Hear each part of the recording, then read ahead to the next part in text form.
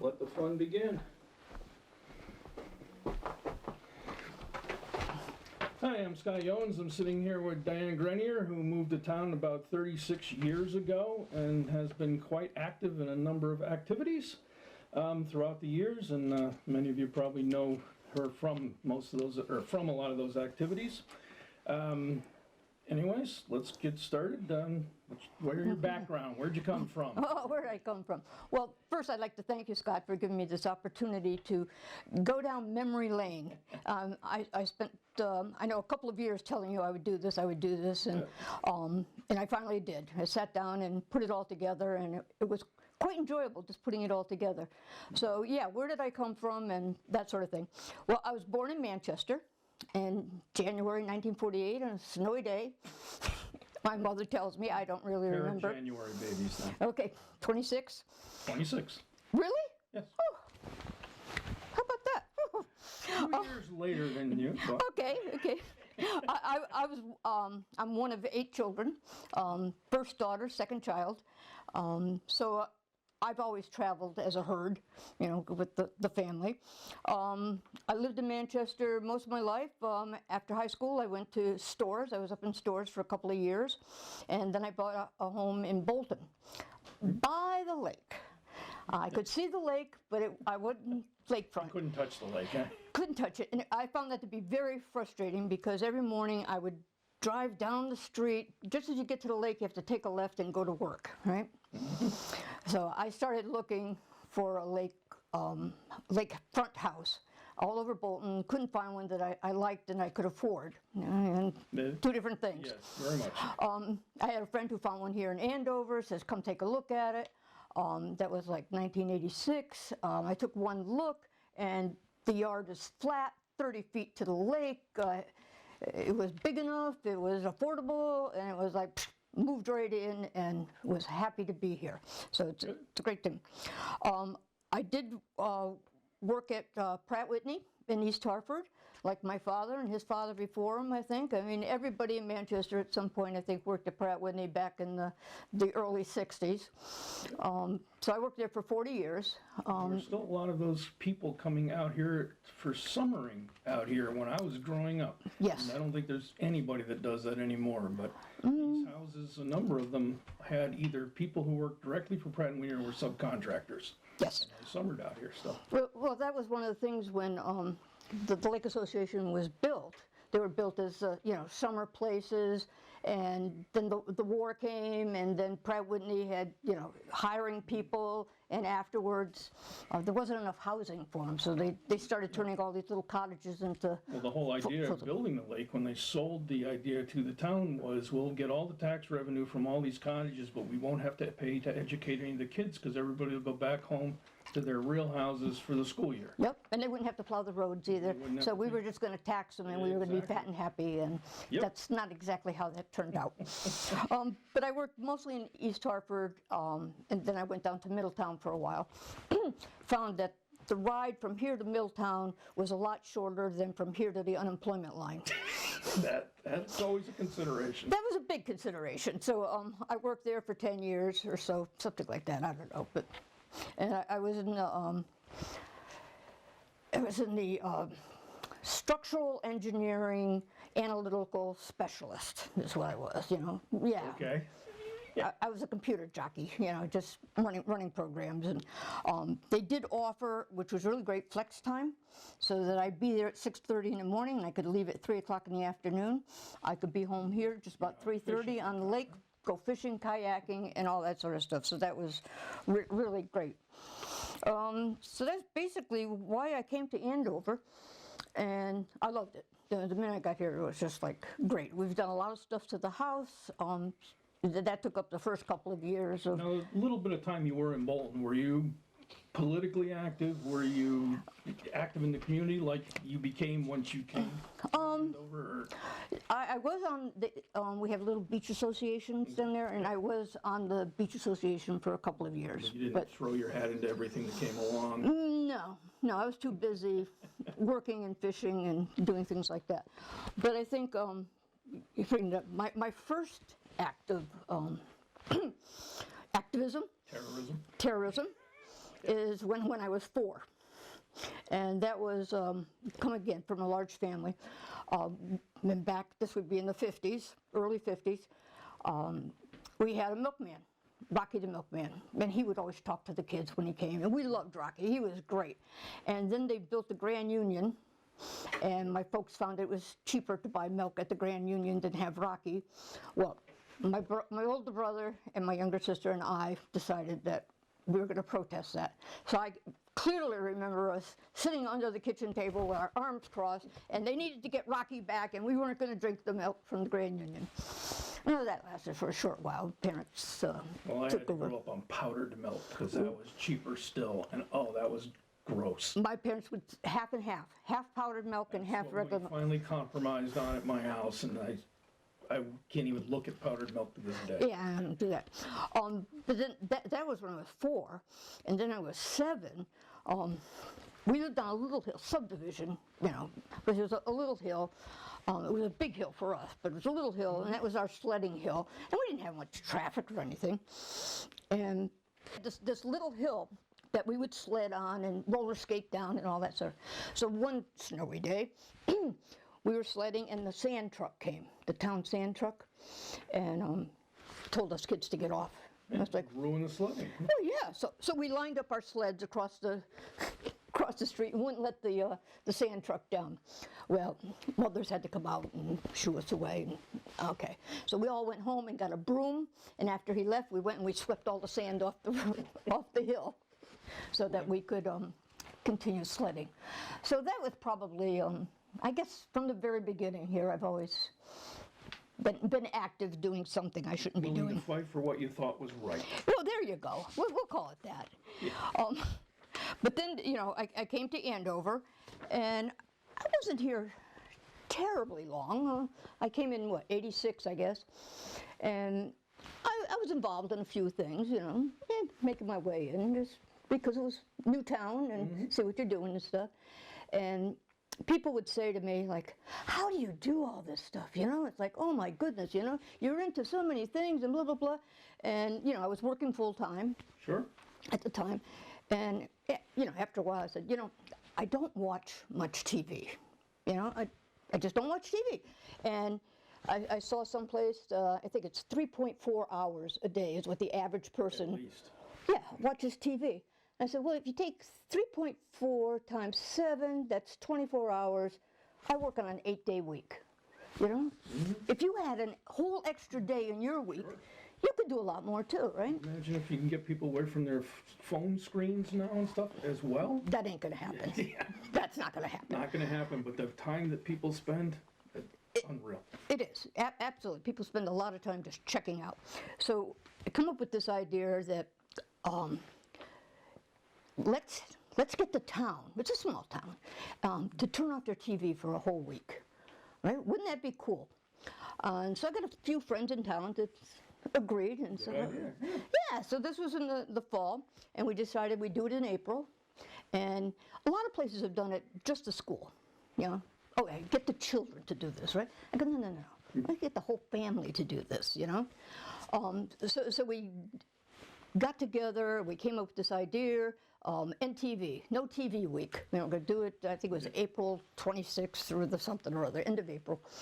And of course, you can't just tell people to turn off their television without giving them something to do. something to do.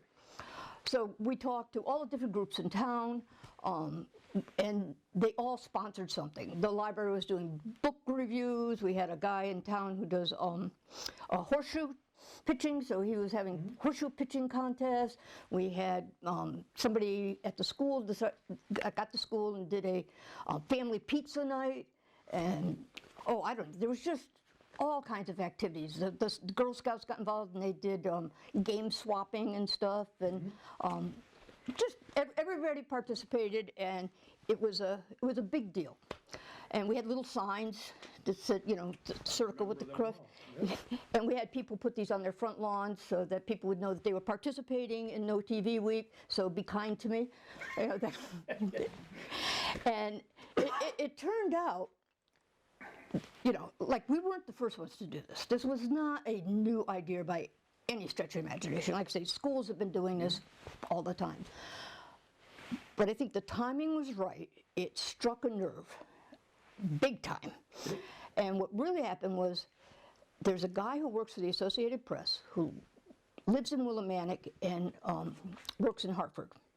And he saw the sign out on Route 6 going to work one morning, and he called the town office building, wanted to know what this was all about. Next thing you know, it hit the AP wire, and it exploded. The whole thing, you know, I had to take the rest of the week off from work because I was getting, you know, I'd call home my answering machine, you know, to see if anybody's called, and I got 21 calls. Yeah. Yeah, 21 calls. Nobody, I don't know that many people, you know. But I was doing radio interviews, you know, that whole week, all over the country, all over the world. I was getting calls at 3 o'clock in the morning from the Philippines and from Australia. It was just, you know, everybody was here. We had film crews that came in from Paris, France. There's a TV guide type thing called Figaro in France. Okay. It's their TV guide. Yeah. We were in that. You know, we were on television. My brother-in-law worked for Pratt Whitney in Toulouse. A little ironic, isn't it? All these television things wanting to cover no TV week. Exactly. And of course, all the local TV stations did it too. You know, we had everybody. We had CNN came into town. We had a reporter from what do you call it, California. You know, from Health Magazine, some big bronze, you know, good-looking guy. And he wanted to spend a couple days in Andover to see Andover, and I said, well, you could probably see it in a couple hours. You know, I don't know what you could do here in a couple days. You know, but so he came. But like I said, we were subscript in France on the television, you know, everything I was saying, and it's like, oh my, because again, my brother-in-law was working there, and he was on his lunch break, and there he sees me on TV being subscript, and you know, it was very interesting. But I think one of the funniest things was 2 months later, I got a call from a film crew in Utah, wanted to come out and see the after effects. That's what I said. Okay. The after, I don't know what they expect to see. You think You know? everybody gave up TV for good and all threw them in the dump or something? But it was pretty interesting because people were telling stories about what they learned about TV. I mean, it wasn't the kids turning on the TV, it was mom turning on the TV and having the kids sit in front of it, you know, while I make supper or whatever. Yep. So anyways, it was a big deal, caused a lot of attention here in town, like I say, with CNN coming, all these film crews, and I mean, it was just... It certainly put you on the map as far as Andoverites. It did. And another great part of that, it caught the attention in Washington, D.C. There's a group up there called Study for Commercial, let me tell you what it's called. I never get it. The Center for the Study of Commercialism. And they wanted me to come down. They have these, what they call Hero and Zero Awards for people who have done good things and people who have done bad things. And this was what they thought a good thing. So they asked me to come down, and I got the Vance Packard Hero Award. And, oh yeah, that's pretty cool. But the best part was I got to speak at the press club, National Press Club. And I was like, oh, this is really cool. You know, and that's an accomplishment. It was way cool. And NPR, they covered the whole thing on NPR. And one of my bosses, this was a good thing too, from Pratt, was going to Bradley Airport to get a flight to go someplace. And he's listening to NPR, and I'm on NPR. Yes! There you go. Yeah, so good publicity. It was good publicity, yeah, it was good. So, yeah, that definitely kicked me off here in Andover, and it was a fun time. We could not do that today. I mean, tell people to put their cell phones down or whatever. It's like, that's not going to happen. Be amazed. Yeah. All right, so what was your next big claim to fame? Well, pretty much when I started in Andover, there was the rumors about a highway. Going to the highway, Route 6 highway, blah, blah, blah, blah, blah. And I jumped on that pretty quick. It's like, I thought we needed a highway. Route 6 I thought was dangerous. I still do. People disagree with that. It was a big controversy. Sure it was. Oh, yeah. It definitely polarized the town. It did. And not just the town, but anybody along the corridor. Yep, yep. And the other side of the argument was there's nothing wrong with Route 6, the road itself. The roads don't jump up and kill people. It's the drivers. They're distracted drivers, they're drunk drivers, they're inattentive, whatever. They go, it's the drivers. Driving too fast and da-da-da-da-da. Yep. And my answer to that is, well, true. But those same drivers, those same inattentive, drunk drivers, blah, blah, blah, drive Route 44 and Route 66, which are very similar to Route 6, and they don't have anywhere near the fatalities that Route 6 has. So there's something wrong with the road, because I think they're the same kind of road. But anyways, that was my pitch. So I became very active for many years. I mean, this has been going on probably 23 years before I got here. Sure. I mean, they were buying up property, but I kind of like stirred the pot here in town. They started coming up with different alternatives to the highway. You know, they're gonna put it here, then they want to put it here, put it there. They got up to 180 of them or something like that at one point. It was Yeah, incredible. yeah, and some were just god-awful crazy. They wanted to take, they wanted a scenic overview of Andover Lake, take the school, the firehouse, the town hall, and a dump out of town. I mean, they had one that went right through. 25 and 18, I think. Yep, Because 25? They took the back end of my property if they went through those. Yeah, so they were just ridiculous. But like I say, so I was, like I say, the local cheerleader here for, I wanted the original route, and that's where I wanted to go. We did not want any of these other routes, you know? Did you feel much negative flack from the other side, or did you just plow ahead with the positive? And I mean, like today, every time you pick up a River East, there's 3 or 4 people slamming each other over opinions on things. Was that prevalent at that point in time, or was it more you cast your opinions and I'll cast mine and we are not going to call each other names? Yeah, I didn't get called a lot of names. You know, the whole topic was battered around, you know, one side versus the other, and not me particularly personally, so, which was good. Yeah, I was going to say, it seemed to me that was a difference in the earlier controversies, because I remember that a lot. I was anti-highway, but mostly I believe you needed a highway, but not where they were trying to put it. Yeah. That was really what it came to. And it seemed like the more iterations they came up with, the more they were trying to just pee people off. Yep, absolutely. They were just, it was getting Okay, crazy. we're going to take the school, we're going to take everything you hold dear to your heart because you won't let us have the one we wanted. Exactly, exactly. I did get yelled at the dump one time. You know, Everybody gets yelled at the dump. Yeah, that kind of stuff. But I got a pretty thick skin. But that's, let's see, me and the other champion for this was Representative Pam Sawyer. Mm-hmm. Good segue into your next Yep. bullet point. And I did not know Pam at the time. I had already stirred up the town here when she got elected. And when she first got elected, she got elected in November '92, took office in January '93. And what they all do, you know, politicians, that they hold office hours. She went to all her new towns, and she wanted to know what the issue was and what she could do, blah, blah, blah, you know, that sort of thing. So she went to Marlboro first, and then she went to Hebron, and she had 2 or 3 people, you know. They were talking about their Social Security, which she has nothing to do with. Yeah, they're just a couple of people. Well, I found out about it, that she was coming to Andover.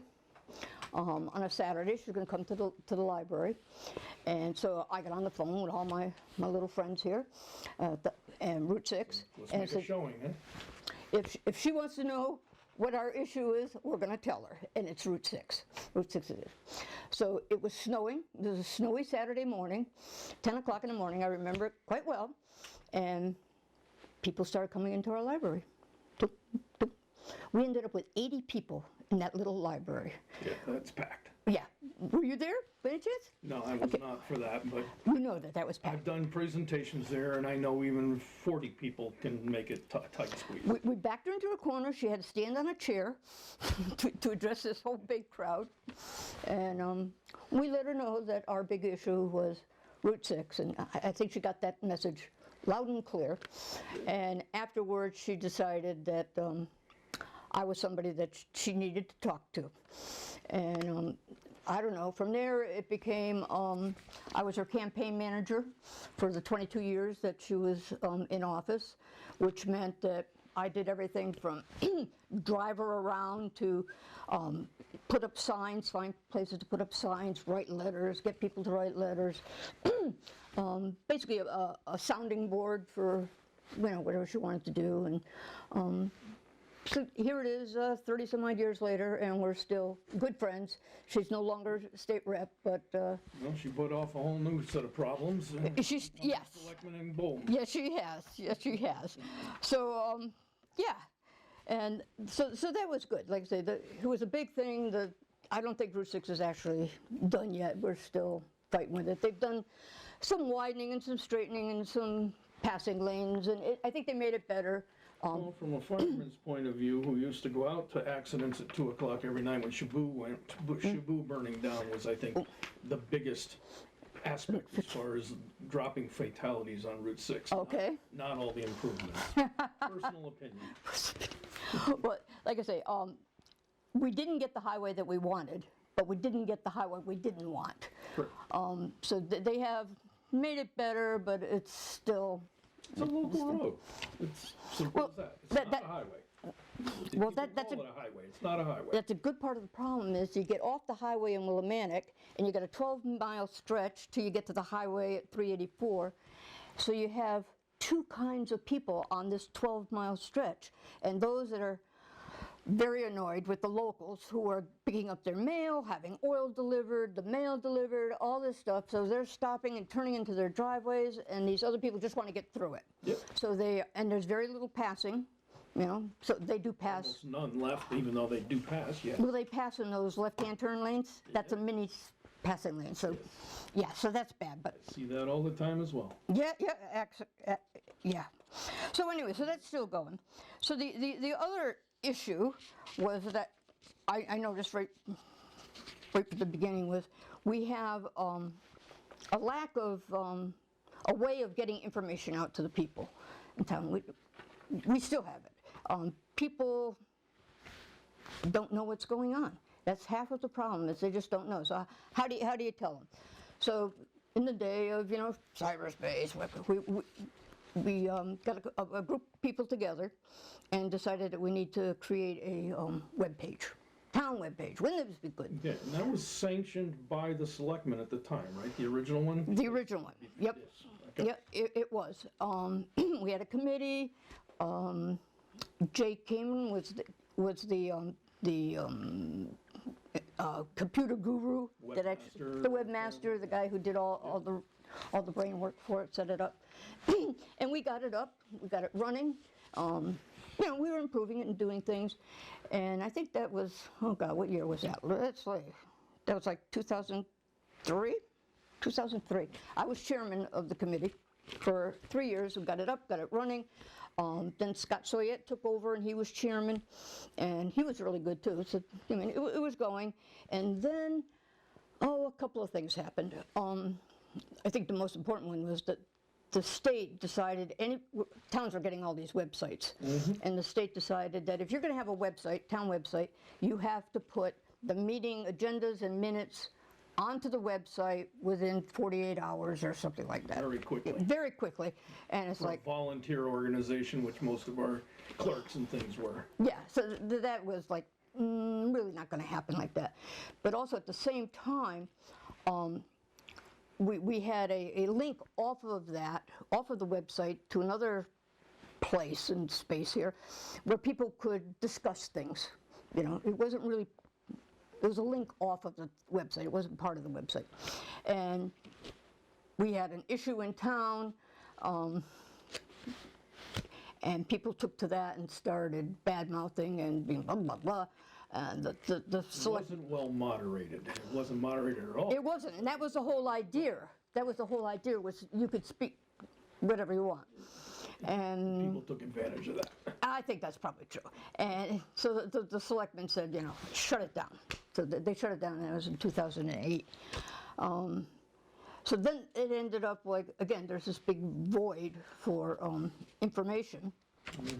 So where do they go next, you know? And I had created in 2013 the Grapevine, the Andover Grapevine, which is just a Facebook page where I would put some things out there that I would find mostly. And it's still up, the Grapevine's still going. And of course we have... See it once in a while. Yeah, and there's a lot of other ones now. We have lots of Facebook pages and stuff. But before all those, in addition to the Facebook page, I decided that what people needed, because people are basically lazy, they don't want to go to the web page and click that button and then go find it and you know, so they need to be spoon-fed the information. And they all want to know what's going on, but you know, could you call me and tell me, you know? I was like, no, that's not going to happen. So I started putting together what I called Andover This and That. And all it was a collection of Andover happenings that I thought people would be interested in. And I started collecting email addresses from people and whatever.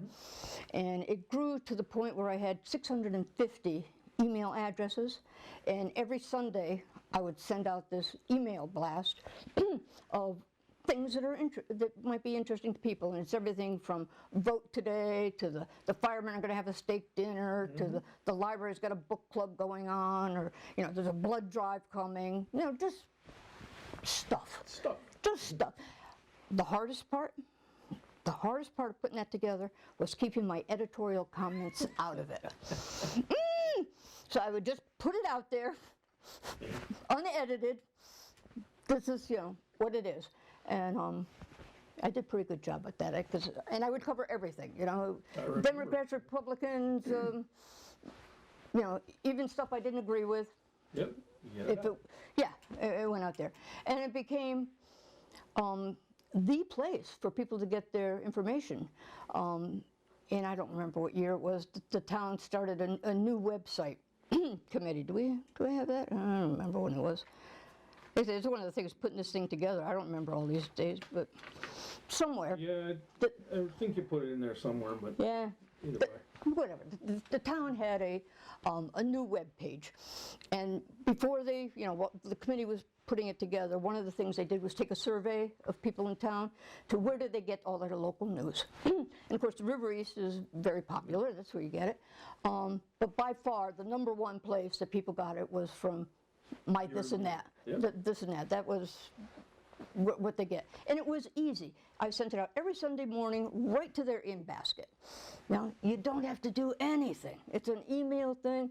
Yep. And it was set up so this is the current stuff, and then there was a place, this is, you know, history, stuff that hasn't come. Stuff if you don't have time, and then here's all the other stuff and updates. Yeah, and it's probably happened, you know, we've already been there once, but whatever. So, you know, it was fairly easy to maintain because I was collecting all this stuff anyway because I'm nosy. I was on all the Facebook pages. I would do visit the minutes from the boards and commissions or whatever and wherever. So I just put this stuff clipped from the newspapers, which probably wasn't legal. But I would I'm gonna Statute of limitations is on, don't worry about it. Yeah, so that was the This and That, and that was very popular, and I've had many people want to gather some people together and pay me to do that. I was going to say, even when you shut it down the second time around, because you had it running for a while, or at least some version of it, then you shut it down with a website, then you brought it back, then you shut it down again. I know a lot of people mentioned how they really missed it, and that they didn't feel like the website and River East filled the gap, because they just don't cover as much as you said. You had a lot in there. So you touched on everything, whereas River East is a few things each time, and the websites. Unfortunately, there's like 14 of them now. Well, those are Facebook. There's only one town. I'm sorry, Facebook. Yes, that's what I was thinking. And you have to sign up for it, and those things just are out of control. But everybody doesn't do Facebook. I mean, that was a problem. If you go to the website, the website is very formal town information. Yep. You want to know how to get a burning permit, you go there. You want to know who's serving on a committee, you go there. You don't get the quote gossip. Yep, exactly. Because a lot of stuff I had on there was, well, I would put things like who made the dean's list, and it's like, yippee, people like that, but again, small little stuff, but it was seeing themselves in their kids' names. Absolutely, and it's like that was an easy thing to do, but yeah, so yeah, the one before that I had a town crier. I remember there was something. Yeah, it was called the town crier. It was similar, the same sort of thing, but the this and that was the last one. I did resurrect it once since then, and that was there was going to be a public hearing about the Dollar General going down the end of Lake Road and Route 6, and I knew that people did not know about that, and I knew that people would want to know about that, so.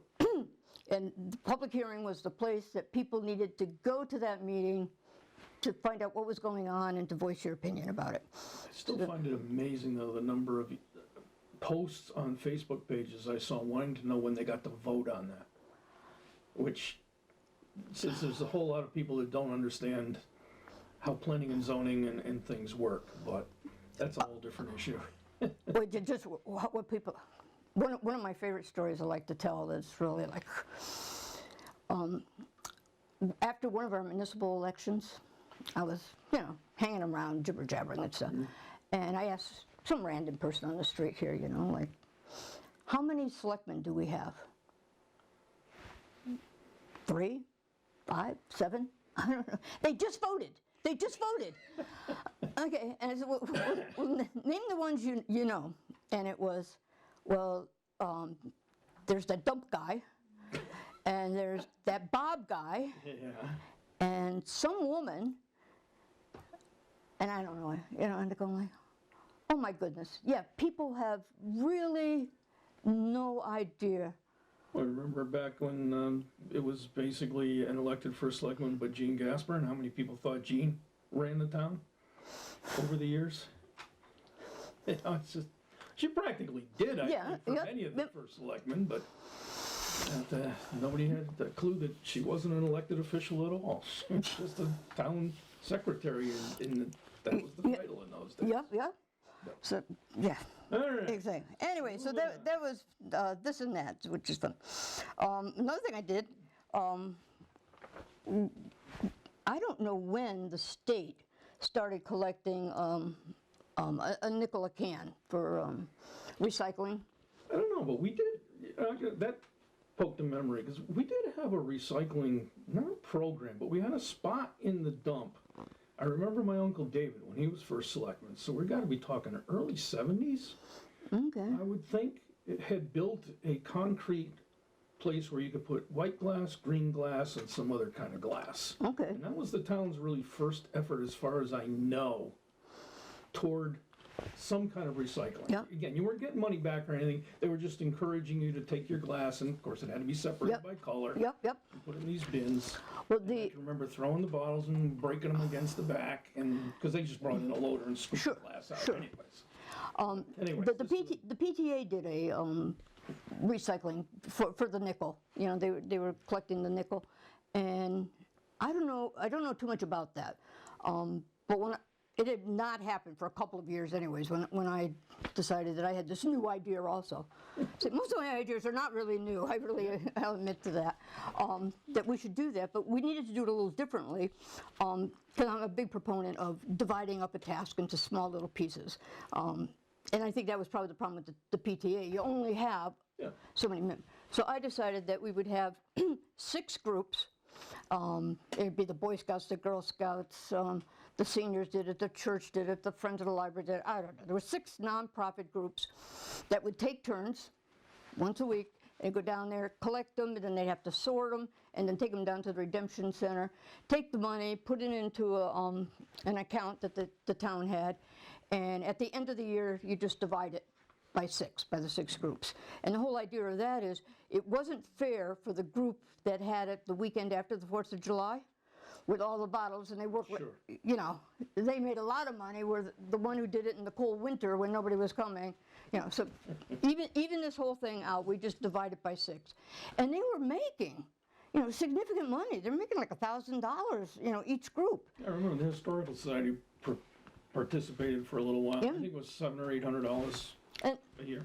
that's a lot of money for these little Sure. groups. We're talking 10, 15 years ago at least, if Exactly. not longer. So I know I ran that for, let's see, we'll probably tell you here, till 2011, 91 to 2011, and then it turned it over to the Conservation Committee. That's really where it belonged. I mean, a lot of this stuff doesn't belong to Dianne Grenier personally. I should not be in charge of this. I have no official status in the town. The same thing with this and that, you know, that didn't belong. But many people that get a lot done don't. Well, you can get a lot more done if you don't have to go through You don't have to ask permission. all that stuff. Get Yeah. forgiveness afterwards. Yeah, so it's like, okay, and being a small town, they'll let me do it. Sure. You know, it's like, if you want to do it, go ahead and do it. It's not going to bother you too much. So anyway, so we did that, and the Conservation Committee is still doing it. I don't know if they've got 3 or 4 groups now. They don't have 6, but it's a smaller number. I know it's still active, that's all I can Yep. tell you, because I see them working it when I go up to the dump now and then. Exactly, and they're doing a good job. They've built some bins, and so it carries on today, which is really a good thing. And again, they're making money on it. So, here's one of my favorite ones. I have so many good ones here that I really, like I said, I loved going down this whole memory lane thing. The other one is the Norton Commission. The Norton Commission is it's a commission here in town that was established in the 50s or so to carry out the will of Chester Norton, who died in 1896 or something like that, and left money to the town. He left $3,000 to the church, $3,000 to the library, $3,000 to the school, and $3,000 to the town of Andover for the poor children in town. And the legend has it that when he was a kid, he needed glasses. His family was a poor farming family, didn't have the money for his eyeglasses, so some kindly gentleman lent the money to the family for Chester's eyeglasses. So when he died, he wanted to pay back that act of kindness. So the Norton Commission is the commission in town that takes care of for the poor children. And they've been doing this since the early 50s, when they actually organized it up and made a committee to spend the money, because there was some problem with nobody was spending the money, you know. So okay, put a committee together to spend the money, and they have. They do everything from, they send kids to diabetes camp. We give back to school backpack things. They do a scholarship now, $1,000 scholarship. So it's an act of kindness that keeps on giving. People donate to it because we could only spend the interest on his $3,000. And That's why it's lasted so long, otherwise it would have been spent a long time ago. oh yeah, well, even at $3,000, do the percent, the interest, there's not enough money there to do anything with. So people donate to it. Okay, and people are very generous, so we always have enough money to, buy special calculators, or help buy it. We don't always pay for the full thing, and there's a variety of things that people apply for, and they give it to them. So that's really good. But at one point, we were having not an issue; it was a concern. That people didn't know who the Norton Commission was. I mean, it was pretty quiet. Why would you if you weren't Yeah, if you weren't in need, so to speak? well, even if you were in need, you didn't know that we had the money to help you, which was a problem. So I decided what we should do is have a Chester D. Norton Appreciation Day. And we'll make a big whoop out of this, and get the school involved, and we're going to have a presentation. One of the first things is, I had to go find some history here about Norton. I knew he came from Hebron, his family originally, so went to the Hebron Cemetery by, was it St. George's Church there? And found the Norton gravesite. And his mother was there, his father was there, his first wife was there. He wasn't there. I was like, oh my gosh, and now where do you go? You know, what, I don't know. Well, we spent a lot of time, different cemeteries looking, and we finally found that he's buried right there in the church cemetery lot, about 200 feet from where we meet every night, you know, every time. So we found his burial site, and his wife is there. And so we had a celebration. We had speakers. We had Mike Donnelly dressed up as Chester Button. Ransford Button, the neighbor, the neighbor of Chester D. Norton, and he spoke about life in that time period and whatever. So we just made a big whoop, got it in the paper, had the pictures, and so people knew more about Chester Norton and what he does and what the committee does. And I chaired it for a couple of years. And yeah, so we had to do things like the bylaws. When I was on it, the bylaws hadn't been updated since 1959 or something like that. I don't know, a long time. Yeah. So we updated the yeah, exactly, these kind of things. You know, the business part of it. So we updated the bylaws. I made a guideline. This is how we operate. This is what we do at our. We only meet twice a year, so that's really cool. Twice a year is plenty. We meet in the spring and check out how much money we've had donated and what we were going to give it to. And then in the fall, again, it was more how we're going to raise money and awareness and things for Christmas, how we're going to do the Christmas stuff. So anyway, so there was a guideline for the scholarship, you know, who we're going to give the scholarship to, what kind of kids, the whole thing, how we work. So we put that together. I did a lot of organizing it up. So it's still going today. Oh, I see here, Jody Rell gave us a proclamation in 2005 for all our good works, and that was about, yeah. So yeah, it's been recognized, so that's good. So that's Chester D. Norton. And I say that was a fun one. We like that. What else have I been up to, right? Yeah, you get into your fishing love, I guess is the way to call it next. Yep. Again, coming from a large family, my father just was a factory worker at Pratt. Didn't have a lot of money, but he had a lot of kids, and yeah. So not unusual. Nope. Back in the 50s, that's what they did, you know. So we ended up taking us fishing. We went fishing a lot. So we had, anyway, so coming from a large family, we did a lot of fishing as children, and even today we're all old, and most of my siblings are all fish somehow, live on the water somehow, and you know, it's the kind of thing that you don't take up the sport of fishing when you're old. If you don't do it as a child, you're probably not going to do it as an adult. Even I didn't do it as a child because I couldn't stand it. I don't have the patience to sit and bait. I used to catch some bluegill. I caught more bluegill probably in this lake by hand than I ever did with a lure or a hook. Well, you have to realize that, you know, fishing is more than catching fish. Oh. Going fishing and catching fish are two different activities, you know. So, yeah. And I'm fortunate that I don't have to fish fish for my supper. But I'll just one little side story. When I went to retire from Pratt Whitney, I went to my little financial advisor and said, "This is what I own. This is what I owe, and I want to know if I can retire and not eat pet food." Okay, so the bar was pretty low, right? Yeah. And he assured me, "Oh, Diane, you don't have to worry. As long as you go fishing once or twice, you don't have to worry. You know how to fish. You're not going to have to eat pet food." Yeah. I don't think that was as comforting as he thought, you know. But anyway, so I've always done fishing, and that's why I live near Bolton Lake. That's why I moved to Andover Lake. For us. And for oh gosh, 25 years, I guess. I was a member of the Connecticut Aquatic Resource Education Program. I call it Fish School. And what it was is it's a program over the whole state, and we teach novice anglers how to fish. Here's the equipment that you're going to use. This is how you use it. We take them on a field trip.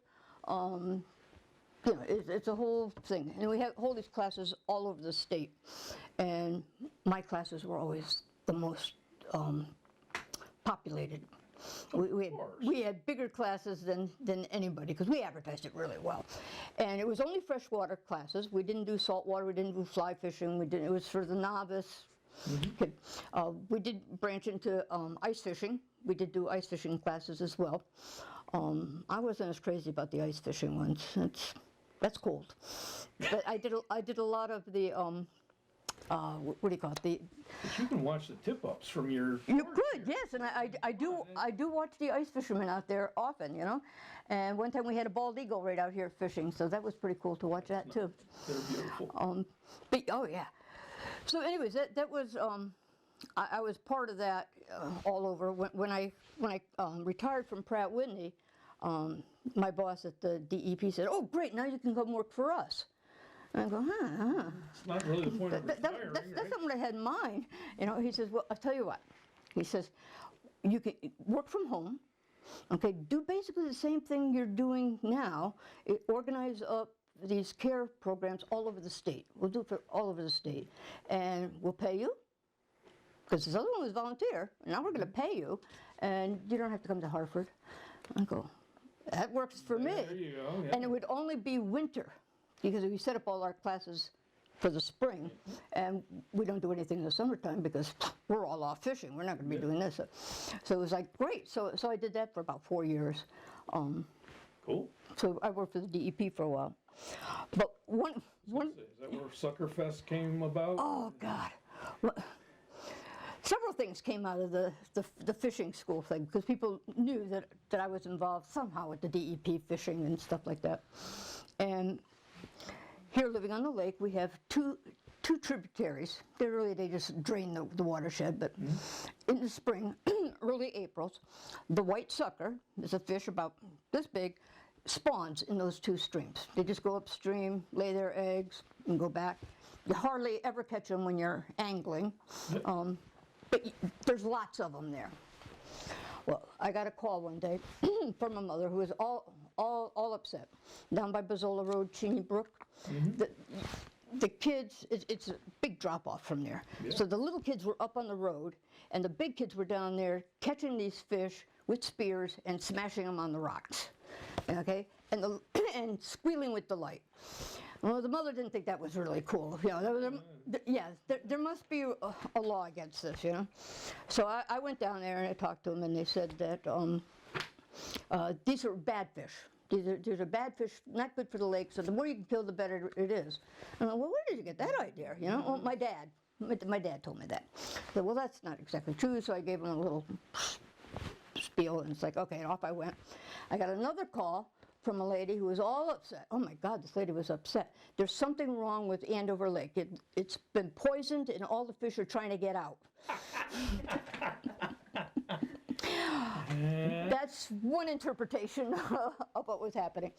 So I decided that, okay, we need a little education here. A little education here from my Connecticut Aquatic Resource Education Program kicks in. So I made up a flyer of, you know, what the sucker is and what it's doing, and I called it the janitorial staff of the lake. You know, it eats all the bottom stuff. Everything up, yeah. And then I started just in the neighborhood. We never really made a big advertising out of it, but I'd call them together over at Skoog Brook. That's really, the Skoog family would let us be on their lawn. We'd bring hand nets. We would catch the net. I get the care instructors. I get some of my instructors up there to supervise and whatever. And the kids would catch these suckers with a hand net. We'd measure them, you know, blah, blah, blah, and made this big event.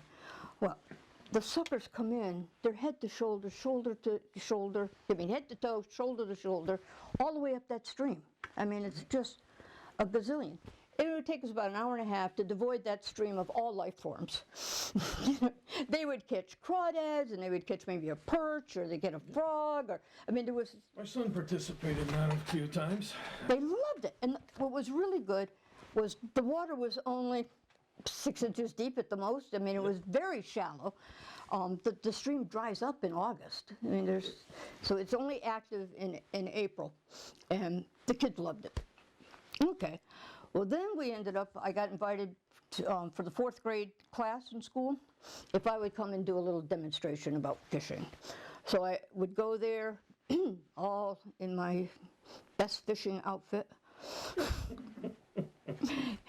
Yes, you know, the hat with the bobber on it, and my vest with extra, I have it, my, sample vest. And go in, and we tell them all about fish and fishing and the environment, and we do a little program thing. And then I would invite them on a field trip to come down to the lake. And so the teachers would arrange it, we'd go down to the lake, and again, bring their boots, and we'd catch the fish. And again, we'd catch them, bring them over. We had different people would measure the fish, and then we had big flip charts out in the field where they, Jamie caught a 19-inch, and Susie caught a, this big thing. Do it for, I don't know, an hour or so. Back to school. Then the teachers would take those things, those charts, and do some math with them. They had to find the mean and the average, and all this sort of stuff. Teaching experience. Yeah, and then it goes to the other teacher, and she made them all write a letter to me thanking me for doing this. So now you had your English, you had your math, you had your environmental science thing. So it was this. All because of fish. All because of the white sucker. And let me tell you, my fishing buddies, they'd go, Grenier, they're suckers. If you don't know fishing, because they were big. They were 19, 21 inches long. It's a big fish. Yeah. Well, when you're the vacuum cleaner of the lake, and you can't eat them. I've got my fishing buddies who really like to eat, and it's like, nope. No, you don't eat them. But it was, like I say, it was great fun and a great learning experience. It came to a halt when it just got too hard to coordinate when the suckers were going to come, the weather, the school buses, the permission slips, and the women's Final Four, which I was off to. You throw that in the mix. So try to get the right date, and so it stopped. But now you see kids down at those brooks with hand nets, catching them with hand, and they're not smashing them on the rocks. So well, that's a good thing, I guess. that is. That's one of my success stories. And no place else in the state does that, because I've talked to all the fishermen from my care instructor. I've never heard of any such thing, but No. I'm not into fishing, so I wouldn't be necessarily Well, I am, circles anyways. But and they've come here, and it's really funny to have my fishing buddies there, and some kid will see the suckers going up a little riffle, just like the salmon. yep. You don't compare the white sucker with the salmon to a fisherman. It's like, yeah. But anyway, so that was fun. Real quick before we get off that, you also brought out some DEP or DEP or whatever they were for some electrofishing at one time, or counting. Yeah. It's not really fishing, right? It's bringing them to the surface so you can get a count of what's there. It's scientific research. Okay. Oh, it's With big electrodes. big electrodes. Electrofishing is really fun. If you're a fisherman, it's like fishing with hand grenades. I mean, it was awful. It was great fun. The state has 2 boats that are set up to do electrofishing, and they go out every night in the summertime, early spring through early fall, and they sample all the fish in the lake, and they do all their math and whatever, and then they know what the populations are and the health of the fish and all this. So they take it very seriously. I was just You went along for the fun. well, because I'm a care instructor with the DEEP, and I'm an ALPOA member here. They asked me if I could, be the liaison here. I was happy to do it, but I have to be on the crew. So I found them a place to launch and all that sort of thing. And they do this at night. And we launched at, 9 o'clock at night. And it's a flat boat with a big honking diesel generator in the back. And the boat's got 3 sections. One is the pilot with the motor, and then the biologists are in the next part, and then there's a step up with a little ramp with a little railing, and this is where the netters are. I was a netter.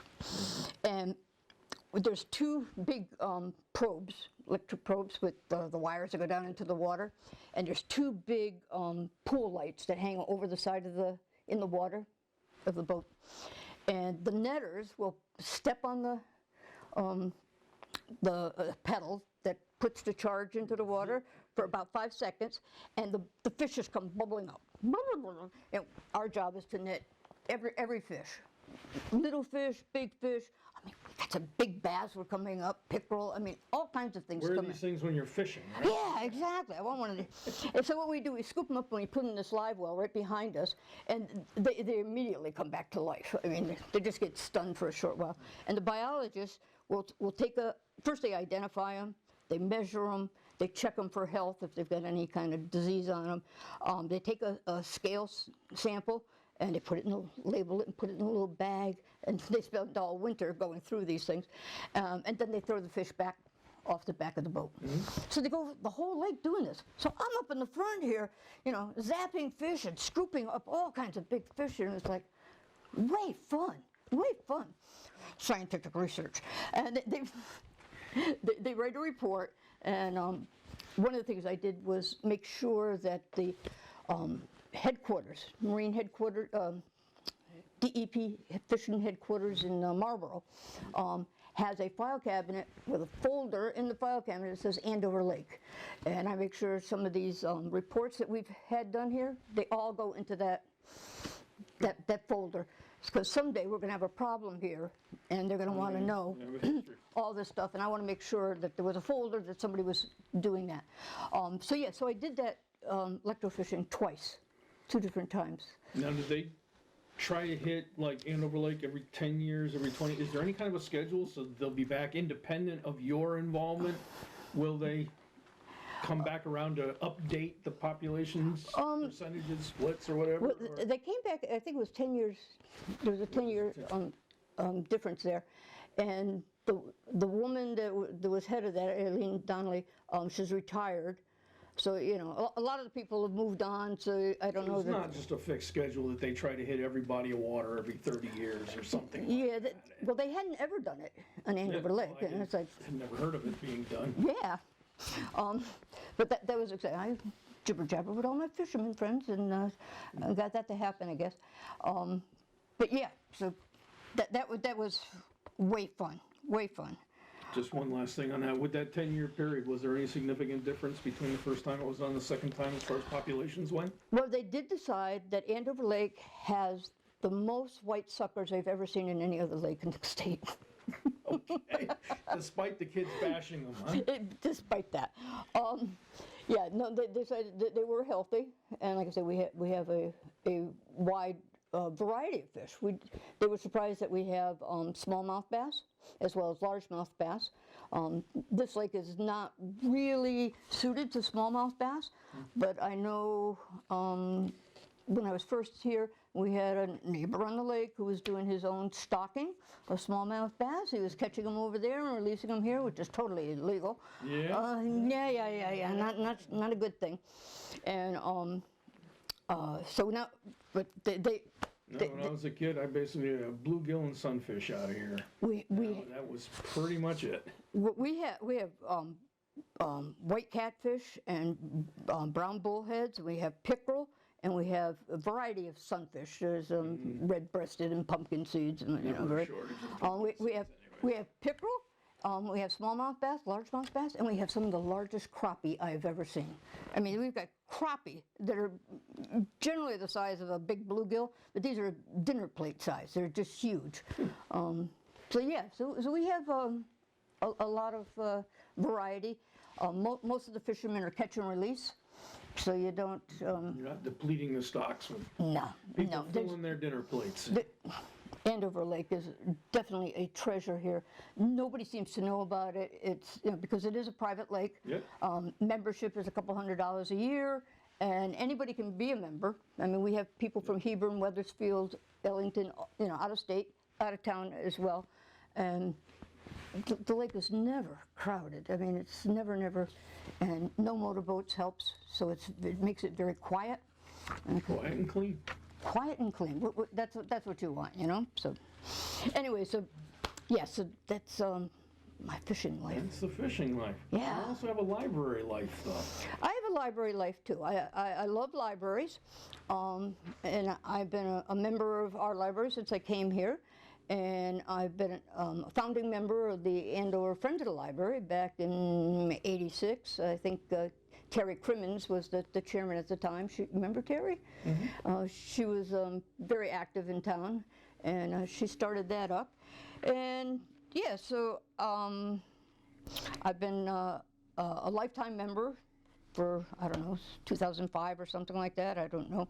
I was president for 3-4 years, and the Friends of the Library is just a group of people that love the library and do some fundraising to supplement the budget for the library, things that the town budget doesn't do. You know, they buy extra carts, and they buy library passes, and they put on programs. They have a scholarship also, a high school scholarship, and yeah, so it's a pretty big group. One of the things that when I was president, my goal was to bring the membership up to 100, and we did, and it's been over 100. I think there's probably 150 something now. Members in a small little town like us, to have 150 members of anything, it's a big deal. Now, how many do you get to actually come to a meeting, though? Well, that's always a problem. But I have found in you know, all the volunteer stuff I do, if you break it down into small little stuff, you know, they don't want to come to meetings. Nobody wants to come to meetings. So the first thing you do is you make your meetings twice a year. That's a good one. But you also, you want to be part of the garden club. Okay? That's all you're going to do. You don't have to come to the meetings. You don't have to do anything. Just help plant flowers, right? We have people that we can call on to set up for the book sales. Yep. You know, set up the books, haul the books, you know, lug them. I mean, that's all you're going to do. Then go home and they're done. And you get done and you're done. You know, bake sale. Would you? You know, you have a whole list of people. Will you bake? You know? Oh yeah, I'll bake. You know. So they don't come to the meetings, but. We have a whole list of all the friends with their emails, and they send it out. We need help to do this, that, or the next thing, and they're willing to do that. And it's like, perfect. That's all we want you to do, you know. And then you have those that do everything, you know, that are always. Yeah, and so it's good. So it's a very active group. And oh, look at this! I forgot about this. What year is that? 91, 92. That's a long time ago. That was a long time ago. We had, we got our library got a call or an email or something, probably not an email at that point, that the state library was starting a program that they called This Old Library. And they were going to pick a library to fix up. This old library, take off on this old house, right? And the idea was to use federal money, state expertise, and local sweat equity. Okay? So they came and gave us their pitch and whatever, and they were going to other towns. And I don't know, I got on the phone at one point and lobbied that they pick us. Cajoled. Yeah. Pick us. I don't know how much that did, but they did pick us. It was a pilot program. We were the only one in the state. And they came in and we got a new carpet, we got new lights, we painted the walls, we rearranged the library. They said we moved books. They did a weeding of the collection, which is very time consuming, and that was funny. Collection like that. Yep, and then we had a weed sale. We were going to sell all the books, and that was fun because you get these moms in there. Oh, look at this! This is the one I always read my kid. Blah blah blah. You can't sell. you can't sell that book, blah, blah, blah, you know. And I was like, oh, okay. And then we have people that were buying the books and donating them back to the library. No. It defeats the purpose. Yeah, the idea here is to get rid of the books. Move on. Yeah, so it was had to organize up again a big crew of people to move books. We had to move every book in the library because we were going to put a new carpet down and we're going to rearrange the stacks. And so we had a human chain. It came in and moved all these books over here, over there. And the carpet people came in and laid the carpet here. And they went to lunch and we had to move all the books over here. And then we had to move half the books back. Big deal, big deal. We did the painting, we did all the sweat equity, and the library looked great. We did a whole bunch of, they cleaned some of the portraits and stuff that we have hanging in the library, and yeah, made a big difference. So we were delighted to be part of that, and I had a good time with that. Also, since, let's see, what do we got here? 2015, I've been on the board of directors for the library. Gave up the Friends of the Library and went on to the library board. And it's a five-person board. And we had an opening or two. You know, people moved out of town, that sort of thing. And so I got on the phone and started calling people. That's what I like to do. Call people, recruit you. I'm going to recruit you.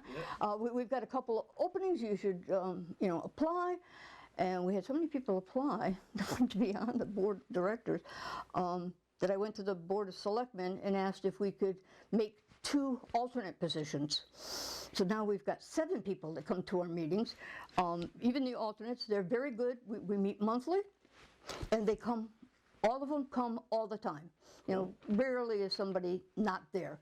And we run the library. They put the budget together, which I have little to no part in that because budget is just, oh my goodness.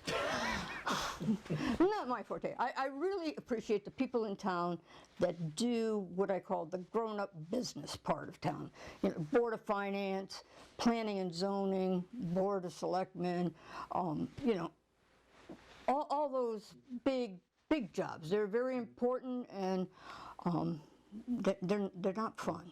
They're not fun. Wetlands Commission, all those are, they're very needed. We have to have them, but I'm more doing the fun stuff. I'm going electrofishing. Oh, and talking to people. Get other people to come in and do this. And that's okay. So we did get, we do have a good library board, and we do run the library, all the kinds of stuff. We see that it gets done. And one of the things, it was actually Gene Gasper decided many years ago that the library, the parking lot, the back wall is just a cement wall, And she said, we should do something with that wall, Mm-hmm. Yeah, we should. Where are you going to get the money, all that sort of thing.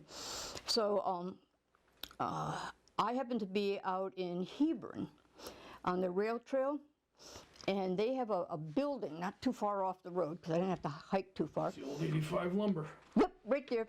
In the back of the building, they hired several, actually, artists to paint a mural of the history of Hebron on that wall. Oh, that's a great idea. So I called the chairman, Kathy DeRosier. I said, come look at this. And she agreed that we should do something like this on the back wall of the library. Of course, it's not just get somebody to go paint. We needed to get a new door. We needed to have the windows blocked off. We needed to have it lit. We had to have security cameras. I mean, it becomes a project. A major project. It's a library wall project. It's not just the mural. So we did pick one of the artists who did it, and we started, I think, like in September, and picked out a variety of things in Andover that we wanted to have depicted on there. and she's worked up some sketches, and we dealt with you a little bit on that. And she started in the spring, and the mural in the back is beautiful. We have a beautiful mural.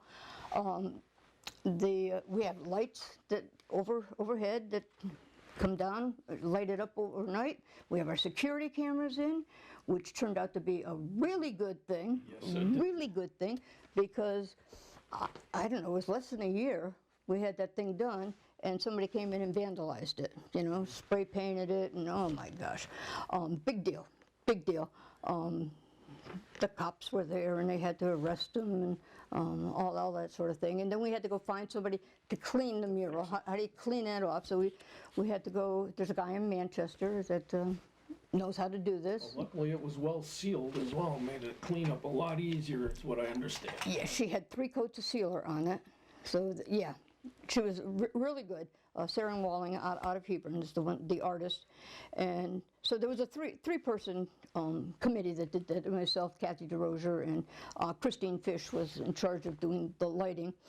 And that took well over a year with, you know, back and forth and all the things that you have to do. Yeah. One of the hardest things that we had to do, oh my God, I wanted concrete bumpers in front of the parking space. Keep people from hitting the wall, huh? From hitting the wall. I ran into opposition from the town officials. Eric, I was like, there was an issue about shoveling. They were going to have to shovel by hand, the work crew, and, you know, 40 feet. Behind them. Oh, no. They shovel enough. So that was a problem, but in the end, we have them. Good, because otherwise you'd have a line all along about 2 feet off the ground where the bumper's at. Well, we also found out that we didn't know about the big snowplow truck. The mirrors will hit the overhead lights, the gooseneck lights, so they can't. And I said, that's even more reason to keep them off of that, because this guy knows it, but the next guy, or you know, may not know that just boom, boom, boom, boom, take out our lights. So anyway, so we got the mural done, and that was a big deal. The other thing that I did was, we've done this for 4 or 5 years now, is we send out a letter to all the new residents in town, welcome packet, from the library, a bushy letter from the chairman that says, you know, welcome to the library, stop in, you know, see us. We put in a flyer that tells all the programs that we're doing. There's an application for the Friends of the Library is in there. And I keep track all year long of all the houses that sell and, you know, who's moving where. And there's about 60 that we send out every year. And that seems to be working well for us. Good. Yeah, it just gives us a hit that, you know, your library is here, we're active, stop in and see us. And the library is a pretty active little place. Before COVID, we were getting like 1,000 people a month were going through the library. Andover, that's a lot. That's a lot. That's a lot of people. More than I would have thought. Counting all the programs we do. They do children's reading out, story hour, and things like that. And yeah, there's a lot of people that go through there. They keep track of that. Ching, ching, ching, every time you go through the door. So I tell you, Big brother looking out for you. when we did the Pam Sawyer thing, we had 80 people come in. The librarian was so delighted. Ching, ching, ching, ching, ching. A lot of people came in. What we're doing now, that I spearheaded also, was an irrigation system for the library lawn. Yes. Not much lawn left with all the projects that have gone on. Yes, we just had the what do they call it? Connectivity grant, where they put a sidewalk in front and a new stone wall. Which also took out a lot of the grass just with the patio or whatever that you Yep. The Friends of the Library put in a patio with bricks, and they sold bricks and stuff. And yeah, so it keeps getting smaller. They widen Route 6, you know, and sort of like the church, you know. Yeah. The road wasn't always that close to the front door. No, You know? look at the old pictures of 27 when they opened the front door. The sidewalk looks like it's a mile long. Probably was. Not anymore. But they took all the junipers down and, you know, put a sidewalk up for handicap accessibility, did all this stuff. And then they planted, and we had the garden club was out there watering. It was a drought this year. You couldn't water that enough. So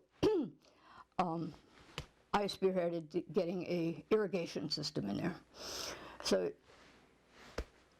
it was like, not a big deal. You know, we're going to put an irrigation system in. Well, by the time we got through, it's not just pipes and heads and stuff. We need to re-landscape the lawn, you know, take out some of the garden. They're going to put in 2 inches of topsoil. They're going to hydroseed it. I mean, it became a Project. It became a big project, we have the funding for it, and it's going through. We've contracted the guy who's going to do it, and it should be done next 2 weeks. So early October 2022. Good. We should have an irrigation system. Just in time not to need it. That's Time to okay. drain it and put it away for the winter. That's fine. This is the same guy that put the irrigation system down at the Monument Park. Ron's landscaping. Ron's Landscaping, yeah, he's been very good to the library. He does a lot of Very good to the town. to the town in general, exactly. And you see how good that lawn looks now down at the Monument Park. Irrigation is the way to go. So those of us that like lawn, we're delighted. Complete waste of potable water as far as I'm concerned, but that's personal opinion. Some people like cut weeds. They think that they're just fine. I grow a lot of crabgrass in my lawn. It looks green all year long. There you go. Crabgrass and moss. It's what you like. They say. I think a library in particular, you know, being right in the main street of our town should, and the park should have a nice lawn. You know, something we can be proud of. And you've seen the lawn Sounds now? like you're well on its way. Yes. So I'm helping make that happen. Cool. Okay. Okay. Another thing for the library that I do is I got appointed to the town safety committee in town, a liaison for the library, and basically what that does is we meet quarterly, I guess, at the town, and the fire department is there, and the work crew is there, and the building department, and there's a bunch of people, and I'm there for the library. And one of the first things that I did was get the fire marshal to come in and walk through with me and tell me what's wrong.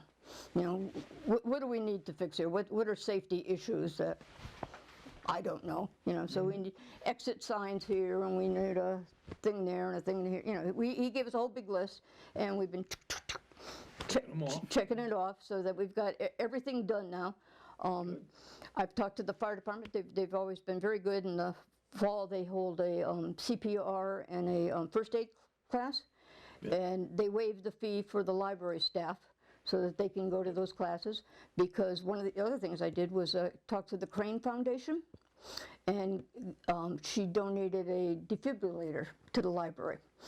So if you're going to have it, you need to have somebody trained to know how to use it. That always helps. It helps, yes. So we've encouraged the library staff to go take these classes at the firehouse and become informed on how to use it, and you know, get a first aid kit and all that sort of thing. So, yeah. So like I said, we've been working the list, and I think we got it all done. So the library is pretty good. One of the other things they'd done way back when was we had a like a home inspector come in. Yep. Tell It's us. the same one at the museum. Yeah. After you guys use Okay. them. Yep. And tell us what's wrong, and give us a priority of what we should be working on. And ka-chunk, ka-chunk, ka-chunk, you work the list, you know. So that's good. So we did that. The other thing I like to do, Alcoa, the Lake Association here. That's why I moved here, because Lake? because of the lake. There's no doubt. That was it. The lake is near and dear to my heart, and I got onto the Lake Association board of directors or whatever, and did some time on that, and I was Sound like a prison sentence. no. Actually, it was pretty exciting because it's when back when we were building the dam, the new spillway and stuff. So that was like, oh my gosh, that was really exciting. We didn't have enough money. We had to sell the red barn, and I mean, it was. Still a lot of people upset with you guys for selling the red barn. Oh yes, there are. My first meeting that we had here was held at the Red Barn, and I think that was the last meeting that they held in the Red Barn, and it turned out to be such a hard thing to do because they had all those chairs. They were just covered with bat guano, and they had to clean them all up before they could hold the meeting, and it just wasn't the 50s anymore. You know, they weren't holding sock hops there anymore and potluck suppers and doing all those things that people remembered fondly. In the late 60s and early 70s, I can remember going over to the bingos over there and the old dances there and stuff, still right up into that We're time. Closer to the 80s now. We're in the late 80s, and they weren't doing That's when all the cool kids weren't around anymore. There weren't any more cool kids around. Yeah, they'd all go.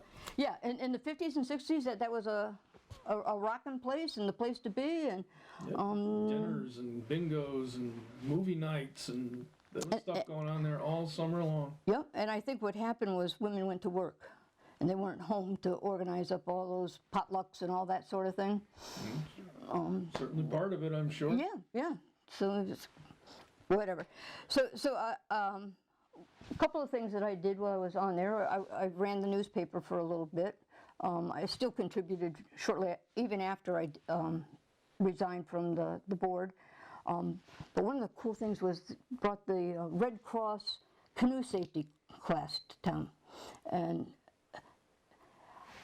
I've been canoeing for a long time. I had no idea of the stuff. Get the Red Cross out here and tell you how you do it right, you know. And when you a little fun out of it. when you fall out of the boat, what do you do, right? And I was old at the time. I wasn't 20. And one of the things, if your canoe tips over, how do you get back in it, right? Yeah, if you're out over your head. Me, you go to shore. No. You swim underneath it, okay, and you grab the gunnels in the middle, and with a strong scissor kick, you come up out of the water and you throw it. I'm not so sure of that. With a strong scissor kick. Oh my God. Not any canoe I've ever been in. No, that ain't gonna happen. That ain't gonna happen. No. So I didn't really pass the course. But yeah. So anyways, we did bring that to town. That was a good thing.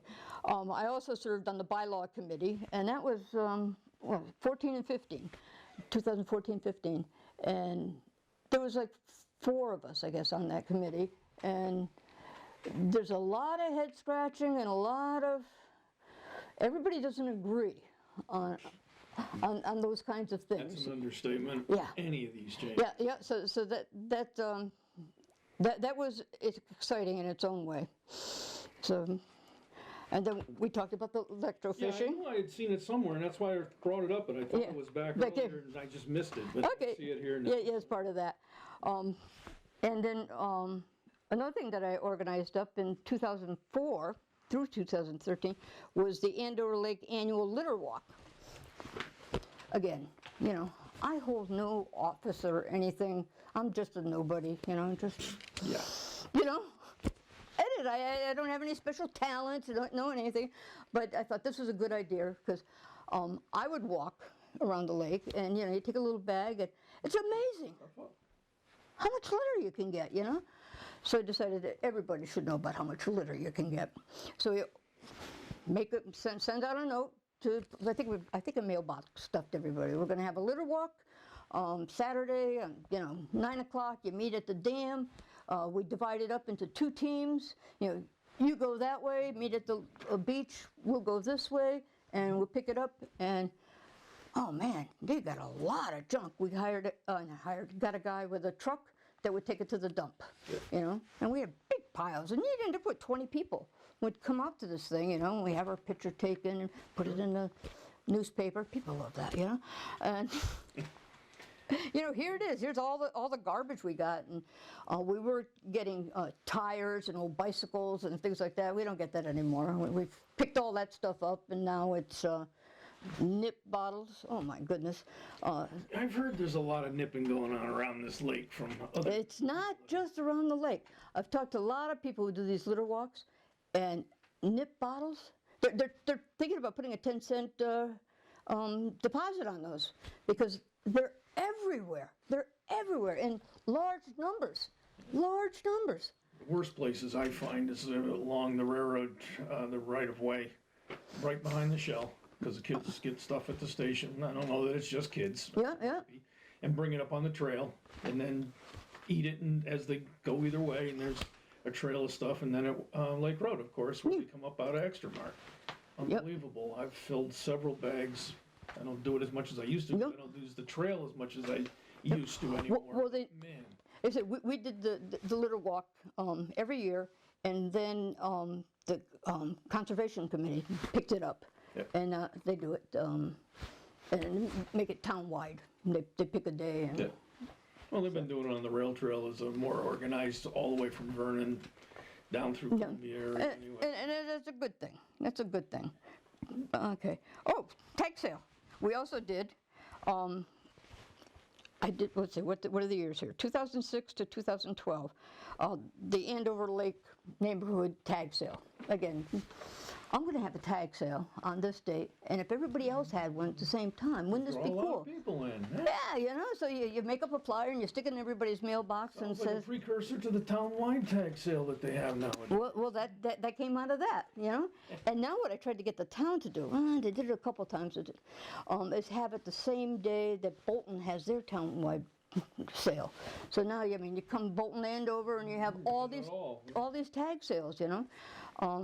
So we still do it. You know, I participate in the town-wide one, and we have one of the best tag sales because I have a large family, and they have children, and they have all kinds of different kinds of activities, and they're now getting older, and they're moving from houses to condos, and so I invite all my friends here.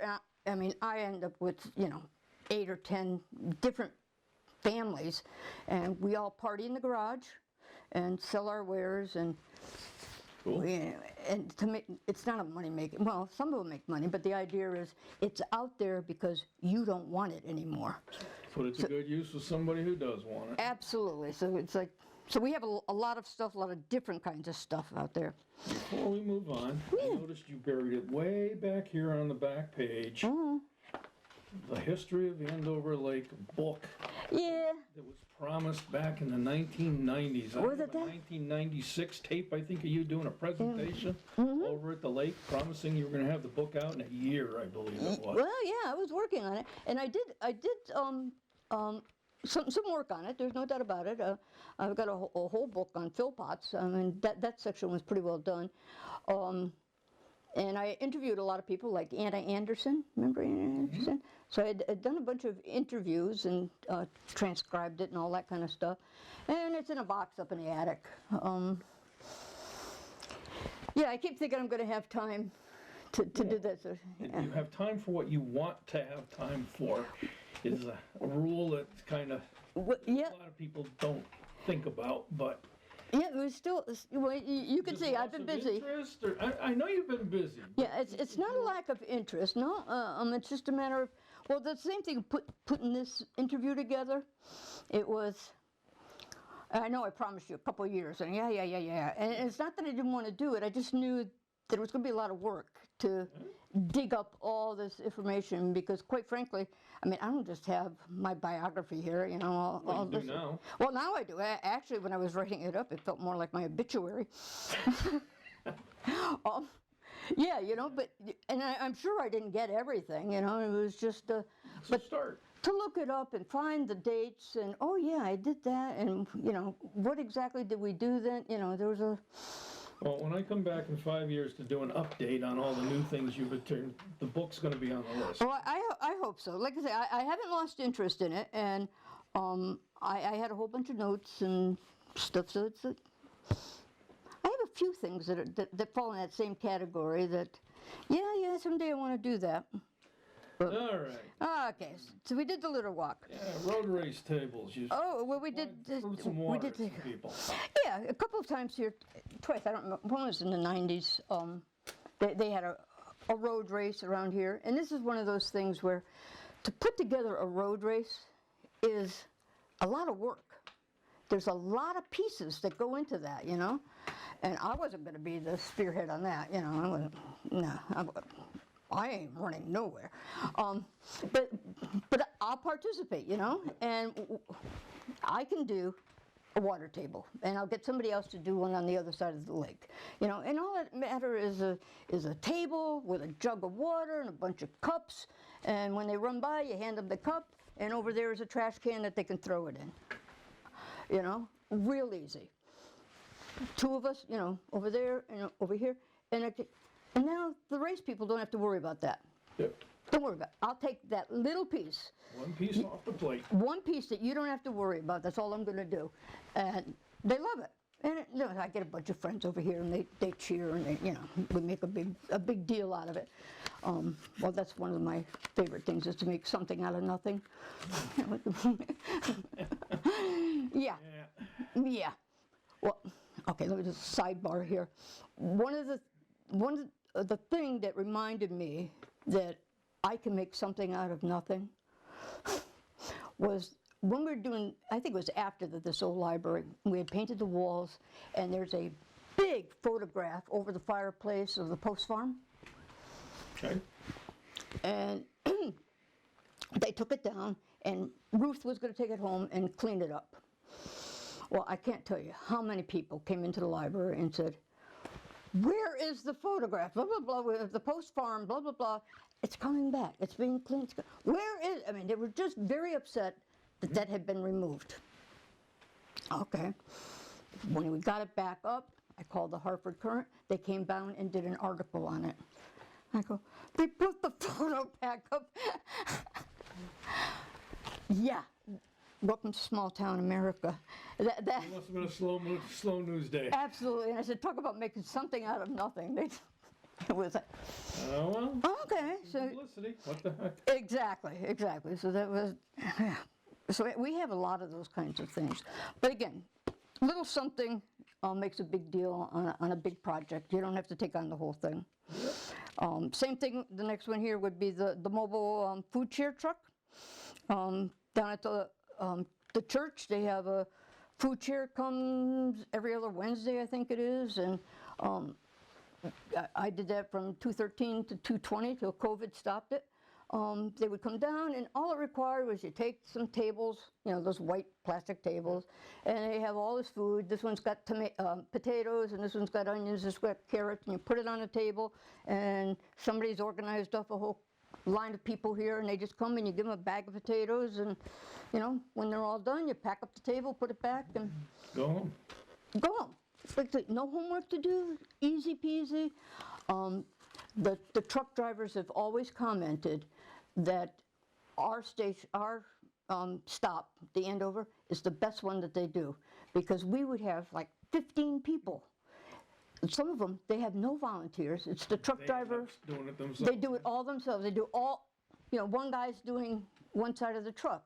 And we always had a lot of people. I had nothing to do with how many people we got. I was just one of a small number, and of a large number. And it worked out really good.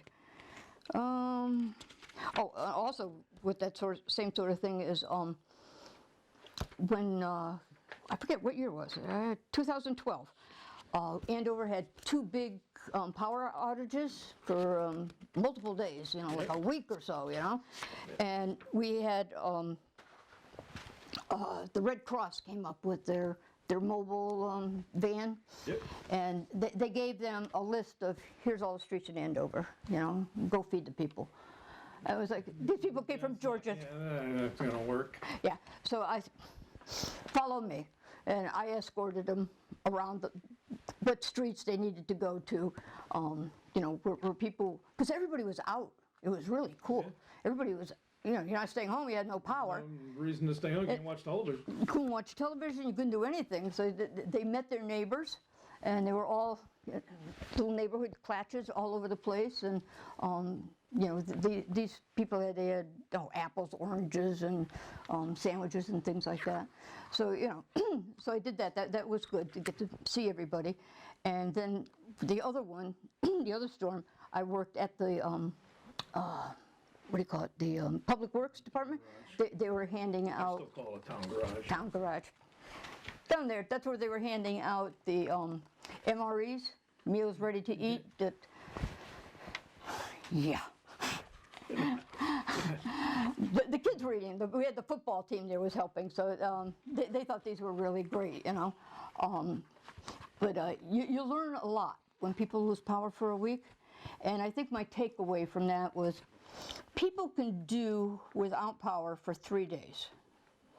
By the 5th day, they're just talking stupid. I mean, they are way over the edge. They are just lost their minds, and it's really sad. It gets really bad. But it was very interesting to see all the people coming, and we're handing out food and water, and that's it. Again, just one person out of a crowd to do that. So, Veterans Monument Park. I've heard of it. You've heard of it, I bet, right in your neighborhood there, right? That's right there, as you well aware, right at the corner of 316 and Route 6 and Memorial Drive. I think that's the name of the new lane. Yes. Yeah. And that came to us in pieces. With the DOT rearranging the intersection. You know, they got a piece, and Bruce Goulet decided that this would be a good place to get all our monuments, and he brought all the war monuments from all over town. I guess there were different places, and I don't know who. Yeah, the oldest one, the Revolutionary War, that had Civil War and War of 1812, was down on the church lawn. Oh, The is it? Vietnam Memorial was up between 2 center streets on 316. And the World War II monument and Korean War monument were across the street at The old Baptist? what's now the old, it was the old Baptist church lot. Okay. So yeah, brought up those 3 together. And you got some stones in the mid. Stones came out of the abutment that was taken down. Okay. And then he jury-rigged a flagpole. Pretty much, the first one was nothing more than pretty much jury-rigged, yes. Yeah, flagpole, and that was it. And then the DOT came around a second time and did some more rearranging and added some property to it. And Well, they that's took when down the creamery. they took down the creamery. They ended the road, or was that the first part? No, that was the second part. The second part where so it was no longer a pass-through. It became Monument Lane at that point rather than just the spur of 360. Okay, so DOT came in, and you know, we had the monuments with the flagpole, and they planted some bushes and some trees, and thank you very much, and away they went. And I guess the town would mow it, and that was it. Well, where these little bushes were and stuff, little rhododendrons, the weeds grew to be 6 feet tall. I mean, they were just There was a awful. point in time you almost couldn't see the museum at all, especially coming from the east. Yes, It they were just, just didn't exist. All you saw was the top of the roof sticking Yep. out. And you had all that shit ripped out. yeah. So I decided, again, get some people and put a thing in the paper and say we're going to have a cleanup day at the park down there. And so people would come Saturday morning just before Memorial Day, and then again just before Veterans Day, with rakes and clippers and chainsaws and whatever. And we would clean up whatever you could do in 4 hours, you know. And that was all they would do. We did it twice a year, you know, and it looked better, you know. And then we were cutting down some of the bad trees. They didn't put the best specimens of trees in there. They were pretty bad. But again, we did that from 2006 to 2012. So a lot of people would come down, and depending on what their skills were, what we would do. In 2011, well, I found out that the beautification committee was planting big pots in front of the monuments, and there was 2 old people, gosh, really old. We come down there and water those things, and they had, you know, big jugs, or they had jerry-rigged something to haul the water down, because there was no water. And I was like, this is bad, because I know I spoke up, and I'm sure other people did too. When they took the creamery, I said, save the well, because they took some other ones, and they did not save the wells. They filled them. They filled them up and kept, but told them, you know, save the well. Like I said, I'm sure I'm not the only one that had that brilliant idea. And they did. They capped it and saved it. And so it's like, well, all you got to do is, you know, Didn't mark it. find the well and, you know, put a faucet, and they don't have to haul this water. So I made it my quest to find the well. And that was not easy. Contacted the company that did the work, and they had all the pictures. There were photographs of how they capped it and blah, blah, blah, but there were no dimensions from anything. And the whole area had been re-landscaped. They took down telephone poles that might have helped to identify it. They widened the Route 6 and lowered it as well. Scott was one of the guys that knew the creamery was here and the well was off the back door out there, so it's There. here, somewhere in this area, right? Yeah. Okay, so we had people out there with metal poles. Yep. Looking at. We had several people with metal detectors. Couldn't find it. I mean, Well, it's too deep. well, we didn't know how deep it was, you know. So we finally had somebody who borrowed from their company a sonar. Ground penetrating radar, I guess. Ground penetrating radar, and they found it 7.5 feet down. I mean, there's no way a little metal detector, 7.5 feet down. There you go. And so thank you very much. So now we had the town crew came in, and they did the big digging stuff and brought it up to the level.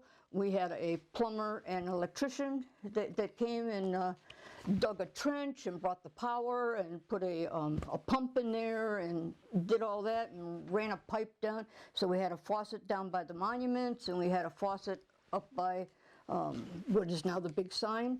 And it's like, yippee, there was water. You didn't have to lug it anymore. So it's like, very happy to have that. Since then, they've done some other stuff. They've gotten the water now from the museum. The well up in the museum. Up there, they're using that, and I don't know what they've done with the well. It's there, it's just turned off because apparently there's a leak or something, so if you leave it turned on, the water leaks out and softens the whole area around. Okay. But it's usable. If somebody needs it turned on, it can Yep. get turned on. Yep, so like I say, So all the water for the irrigation and all the faucets now comes down from the museum well. but that was a big deal to get that done. And while we were still messing around with that, oh, I don't even have that on here. How did I miss that? This would have to be about 2011. Before that, I decided that we needed a sign to identify the park, right? And the Board of Selectmen, there was no money for that sort of thing, right? But everything is so hard sometimes. They make it hard. You had to get an ordinance changed, because there was an ordinance out there that says no signs on the park. Yep. And so now I want to put a sign to identify the park. So you do that. And so it was just hard. So I organized up, it was all donations. I called a bunch of people, you know, we're looking for a sign. And so that beautiful sign there that says Andover Veterans Monument Park. It's lit. They have a garden around it, and flowers, and it's a beautiful sign. Yeah. And no tax dollars, which is always good. That was all volunteers and donations. And right after we finished that, we decided that fall was 11/11/11. Veterans Day fell in 2011.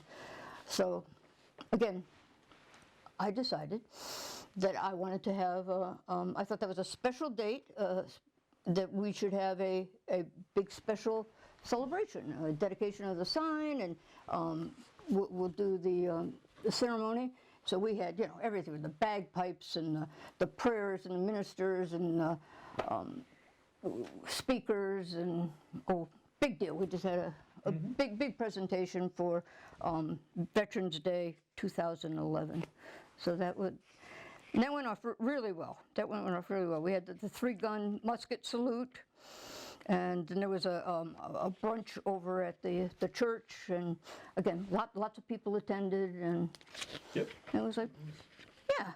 So that whole park now is just, well, then Jerry Wright came to town, and he's done much to that. He made all the paths, he made the brickwork, he got the cannon, and I helped him with the cannon a little bit, but he got the cannon, and he got the all the monuments. The Agent Orange monument is there now, and POW/MIA monuments in there. Yep. Battlefield Cross for the Yep. Vietnam era there. Yep.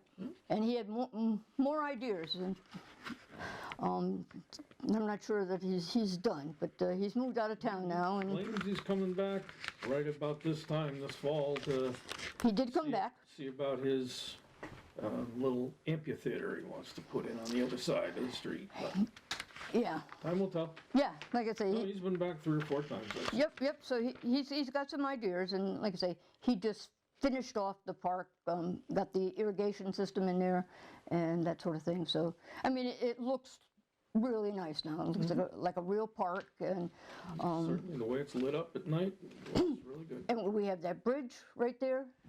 The museum is taking on some new look. You know, we got the big heart thing with the flowers that John Hanfield does, and Kathy DeRozier is putting some stars on the door or something like that. And I mean, just things. We got that all lit up, so that They got a little Christmas tree now over to the right. I mean, it's just little things that. yeah, making it a true center of town. Yeah, exactly. So we're very excited about that. Okay. Oh goodness. AHM, Andover Hebron Marlboro Youth Services. They're the group in town that takes care of a lot of our social issues. You know, teen drug issues and all that grown-up ugly stuff that it's like, oh my goodness, you know, family counseling and things like that. And they have a fundraiser. Their big fundraiser every year is a telethon. Well, it was. It's not any longer because I didn't think they did that anymore. with cell phones, you lost. There's no telephone books. Remember the yellow pages? Yeah. Well, they don't have that anymore. So it's all cell phones, and it became too hard. But anyways, what they did was the 3 towns would spend 4 days calling residents and asking them to make a donation. And I organized up the Andover section, made a list, got a list of phone numbers, and made packets. There were 5 phones that we could use, so made a little packet with a little speech, this is what you say, and you know, all that sort of stuff, and just organized it up, and did that for many years. Did I say how many years? I don't know. 1990 to 2013. 23. Yeah. So I co-chaired that with Kay Coral was the other one, and yes, so that was good. We liked that. Community Voice Channel. Oh, Community Voice Channel. That's the public access TV station that covers, I don't know, a whole bunch of towns. Andover, Bolton, Ellington, Tolland, up that way. And I've been trained and certified as a producer. Then you should be filming this. I could do this. Both in the studio and field. And I've done several things. When Pam Sawyer was in office, we would do pretty much a monthly Sawyer reports. I would be the director, and she'd have guests, and you know, I'd either run the camera or be the director or whatever, producer for that. I also did did one with Marcy McDonald, who was the English Channel swimmer from town, and one of the real good ones we did. Andover had the DEEP biologist who was in charge of the bald eagle program in Connecticut. And they would do things like banding baby bald eagles. I put it together that we would go with them, and I would take the camera, I'd be the photographer. Pam Sawyer would be the guest, the host, and Julie would show us take us there with her crew, and we banded baby bald eagles. Cool. Way cool. They send some young buckaroo up the tree. Climbing. Yeah. Ladders, no buckets. Yeah, up he climbs, and he just reaches into the nest where they have one or two, and while the parents are squawking, and he'd put it in a burlap bag and drop it down, and then the DEP people, the biologists and whatever, would measure it and weigh it and check it for disease and take a blood sample and do all the work that they need to do, And all I had to do was, video. But it was really cool to be able to do this. And then they put it back in a bag and back up it goes, puts it away, and they don't touch it again. No, they band it. Yep. And you have to wait, I think it's like 90 days from the time they're born. Then their legs are full grown. They don't get any bigger, so they band them then. So we did that for a couple of different places, and it was like, ooh, this is worth it. Yeah. And then we went into the studio, had another session where we clipped the film footage, and Julie, Victoria, the DEP person, and Pam Sawyer had an interview back and forth, and they showed all they talked about it. So yeah, that was a fun thing. So we've done a few of those kinds of things, and okay, poll worker, yeah, I mean like a bunch of people in town. From time to time, I work the polls, which is a long day, and it's usually old people that do this because they're the only ones that are tired and have the time available. Exactly, and you check off people and stuff like that. So that's fun. The next one here on my list, Mrs. Mary Claus. Yes. Hope there's no children. I think you have intimate details about this person.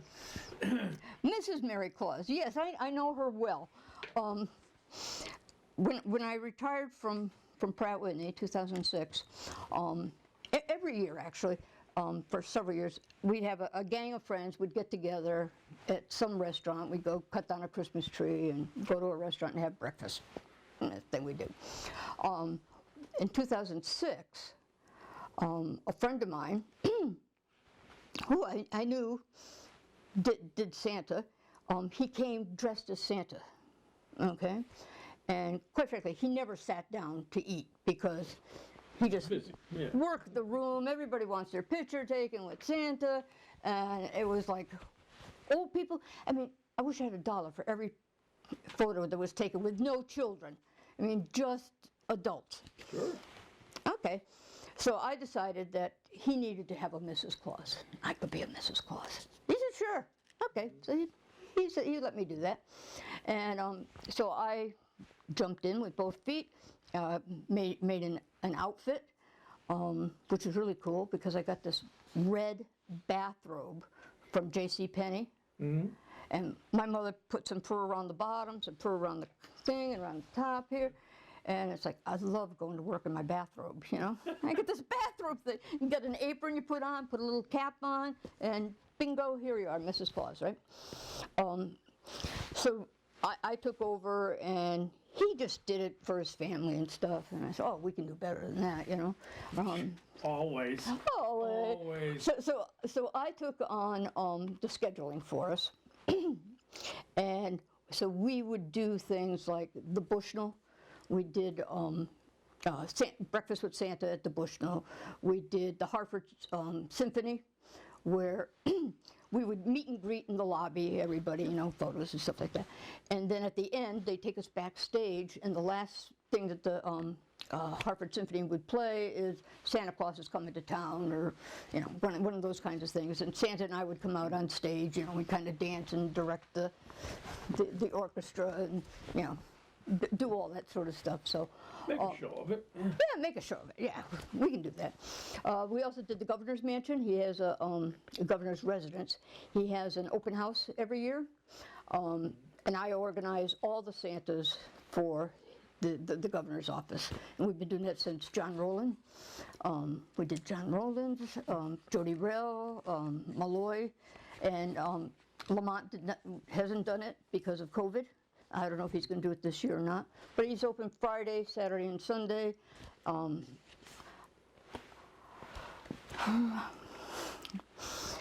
belong to, I was a founding member of the Connecticut Society of Santas, which there really is such a thing, and the New England Society of Santas, again, a real thing, and they're out of Manchester, New Hampshire, and what were I even telling you about that? I lost my train. Anyways, so I have access. I have access to. You have access to a lot of Santa Clauses. A lot of Santa Clauses. Yes. So I set up Santas for. I always do Friday. My Santa and I do Friday because on all day, and then I get 2 Santas for Saturday and Sunday, and first 2 shifts. But anyways, we also do the Wolf Pack. And I get to ride on the Zamboni. There you go. That's worth it alone. Isn't that great? I do that one. And we do a lot of daycare and a lot of elderly housing. We do libraries. We do all kinds of just fun events.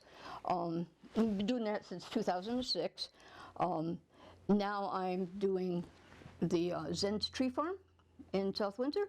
They have live reindeer, the only place in Connecticut. I remember seeing that they have. Oh, yeah. Well, let me tell you about that.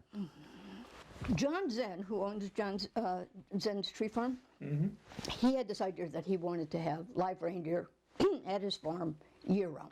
But there's a law that says you can't have reindeer in the state of Connecticut. They're worried about... There's some disease that reindeer carry that hasn't been since, 18-something or other in Connecticut, but they were worried about diseases for the, the white deer population. Okay.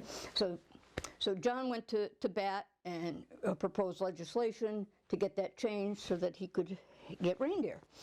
And so he's, at the legislature, and they decided to have a pilot program. 2 places in Connecticut were interested in doing raising reindeer, one in Fairfield County and John. And so they said that pilot program, you could only have 5 reindeer. Each one could only have 5. Okay, well, I kind of follow this kind of stuff, so sort of tongue-in-cheek, I write a letter to the state legislature, all the committee members and whatever, and to John, from Mrs. Claus. Yeah, from Mrs. Claus, very concerned about which 3 of Santa's 8 tiny reindeer should we leave home when we come to Connecticut, if you only allow 5, right, to come to the state. And also, why is only the Department of Agriculture being consulted with this? Shouldn't the FAA be involved, and the Department of Transportation? And I wrote this letter. I mean, it was just, I had a great time writing it. I'm sure. Writing it. So John, he went and looked me up, found out who this nutcase is in Andover. And so anyway, so I got to meet him, and I now spend every Saturday and Sunday during the holiday season at his place as Mrs. Close. What I also did, let me tell you about this one. He had, this was after, a couple years later, he had an issue with his property and access and planning and zoning, or there was something going on, I don't know what. So there was a hearing or a meeting with the planning and zoning in South Windsor. Mm-hmm. I decided to go as Mrs. Claus. And I found the town hall building, right? And I parked my car, and there's this older gentleman over here, he's getting out of his car at the same time. And so I thought, I've got my little red and white candy cane and my little hat, my little basket and all this stuff. And I asked him if he knew where the planning and zoning meeting was going to be. He says, yes, I do, follow me. So he was very nice, and he took me up the elevator and down wherever. I never would have found it, right? And we go into the room, and I go and take a seat, and he goes and sits at the head of the table because he's the chairman. So And explain why he knew where it was. he knew exactly where it was, so I jibber-jabbered with him a bit about why I was there. And I kind of sat in the front, but way over here, and the place is packed. This is packed. This was a hot issue. Well, it was. There's more to it, but whatever. A lot of land up there. Yeah, and whether he's going to have access. Yeah, big thing locally. So it's like, okay. So everybody got up, and they wanted or didn't want, blah blah blah, that kind of stuff, So after everybody was done, I got up. This is close. It said that me and my husband own a small business up into the North Pole. That sort of thing, and I understand the concerns of a small businessman, and blah blah blah blah blah. And I ended it with, there was a big snowstorm that weekend up in Buffalo, New York. I said Santa would have been here, but Get snowed in. no, he's making toboggans for the kids up there. So and I said I sure wish he was here because Santa would know what to do. And I sat down. Well, the photographer from the Hartford Courant was there. I made front page of the Connecticut section. This is cool. And the head of the guy called John over, and they went out in the hall, and they settled whatever it was. And John says it was because of me. I'm not quite sure I believe that, but it was like, yeah. You had a little influence, anyways. Well, yeah. So like I say, I had a good time because I wasn't sure if that was going to be fun or just. I'm a little surprised they let you talk, being that you weren't a taxpayer or you were an outsider, were not a voter, and Absolutely, because I introduced they myself as probably didn't know what to do with you. I introduced myself as Mrs. Mary Claus from the North Pole. I mean, I was. But and the other thing. Well, let me tell you. But this is good.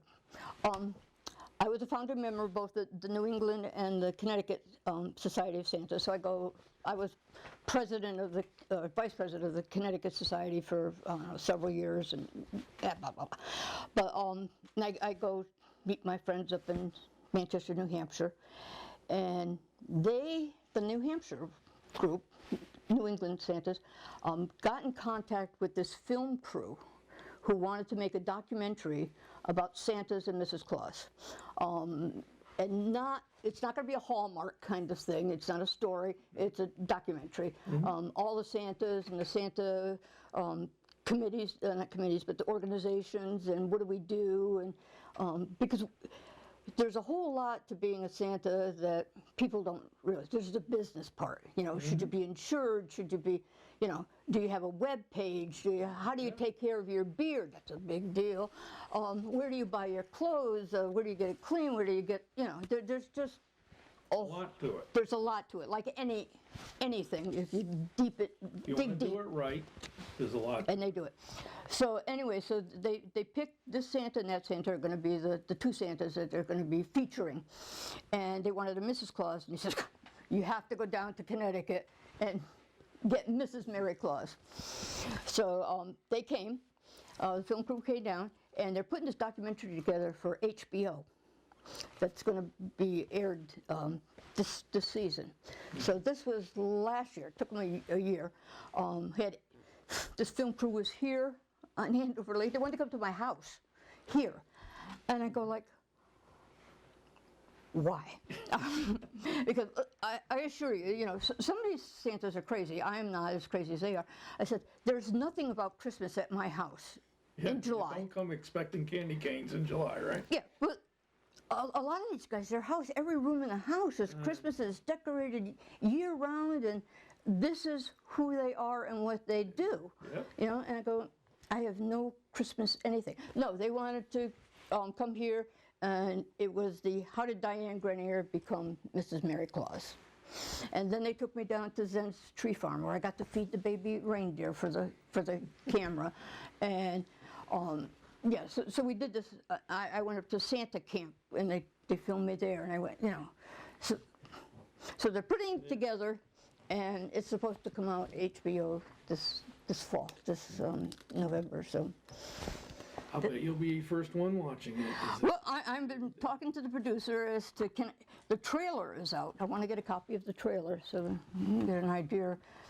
I mean, you wouldn't Getting the publicity out already. you wouldn't believe the amount of film footage they took. I mean, it was just, and to put that together and what are they going to say I said? What parts do they think were really good? That's always the fun part, see what gets cut out and what gets included. Absolutely, absolutely. So yeah, so Mrs. Claus, we toned down our stuff a whole lot with the COVID, but now that I'm working every Friday, Saturday, and Sunday, I've got booked already, plus a couple of others, so. Sounds like you'll be busy enough. I'm going to be on the Zamboni again. Zamboni, there you go. Okay. What else have I done this fun? And like I said, all this stuff I do is really fun. It's not. It's What makes it interesting? It's not the Board of Finance, you know. Sorry, guys, but that's just work, you know. Swim Marcy Swim. Do you remember that whole event back in 2001? Vaguely. I certainly remember Marcy, and I every time I see she does a unique crossing of some kind, I go, that's incredible.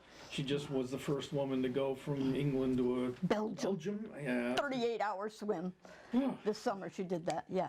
38 hours. I don't do anything for 38 hours straight, even sleep. Exactly.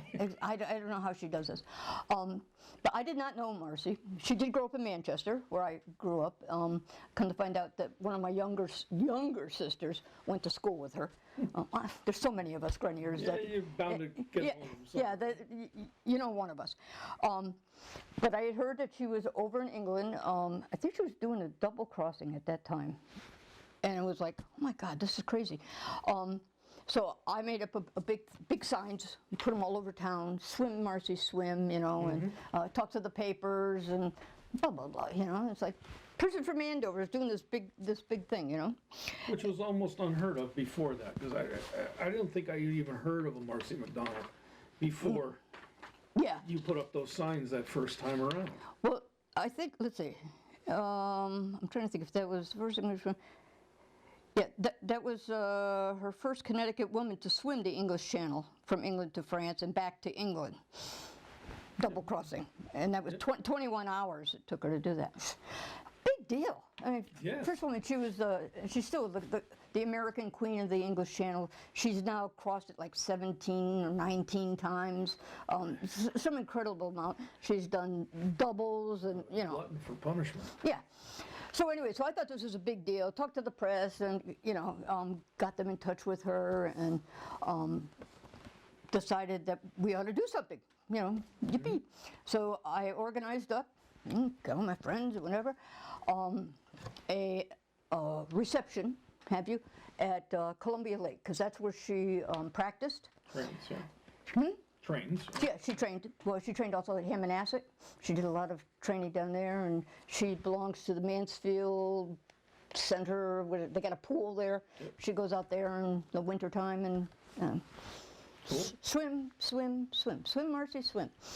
So anyways, I got in touch with Adele Urban, who was first selectman in Columbia, and like I said, we put together this reception. And what it was she swam around Columbia Lake, so all the lakefront people could cheer and Sure, yeah. and she landed at the boat launch they have over there, the park, Columbia Park. I don't know that it really has a name. It's just a beach. Yeah, As far their as I beach, know. wherever. And that's what we had, and they've got a big clubhouse there and all that sort of stuff. So Julie Haverhill was there and presented her with flowers when she got there, and then we had Scott Gray, who was the sports announcer for WTIC. He was the MC. He did that, and we had, I think there was a color guard there, and you know, they did all kinds of things. They had people who had made food, and we had speakers, and you know, so it was a big deal. She signed autographs, she spoke, and you know, just made an event out of it, right? So she was so impressed with that. She was really appreciative that in 2004, she invited me to be a crew member. She signed you up. Signed me up to be a crew member. The other way around. I was like, Wow, is this not cool to be It's very cool. on the boat while she swims? It was the scariest thing I've ever seen. Honest to God, it was. You just can't imagine. Well, first they start at night. First, you don't know when it's going to be. You know, she's got a window somewhere in this 3-week period. You know, the stars all have to be lined up. It can't be this, it can't be that.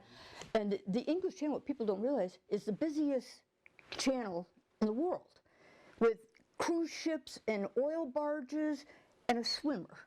And they don't move out of your way. No. They're not going to move out of your way.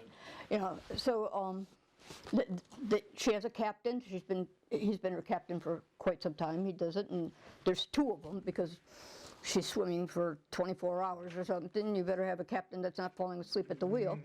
And there's a couple of us crew people have little chores that we need to do, and a feeder that somebody that feeds her, because you can't touch the boat. You don't stop. I mean, you can stop, and they have a big pole with a string with a bottle of calories, basically. So it's some kind of a special mix that she drinks in the water. Then they bring it back and she continues swimming, you know? And it's like, oh, okay. But again, they do it at night, so there's a big thing about doing it at night. You get, I don't know what the whole thing is, but they do work with the tides and the channel currents and big business. The waves, I would think, would be a huge concern. Yeah, so it's usually fairly flat. You can't do it if there's big waves and stuff. And the channel has got crazy weather, you know, you can imagine, you know. So anyway, so I got to be part of the crew, and like I said, you never know when all of a sudden we're going. You get the word. The word's going, you know. It's like a fireman, right? You know, the whistle blows and you better be ready. And like I say, her crew, I'm sure, she's done this lots of times with her crew. They know how to motivate her and stuff. That stuff. I'm new to this. I don't know.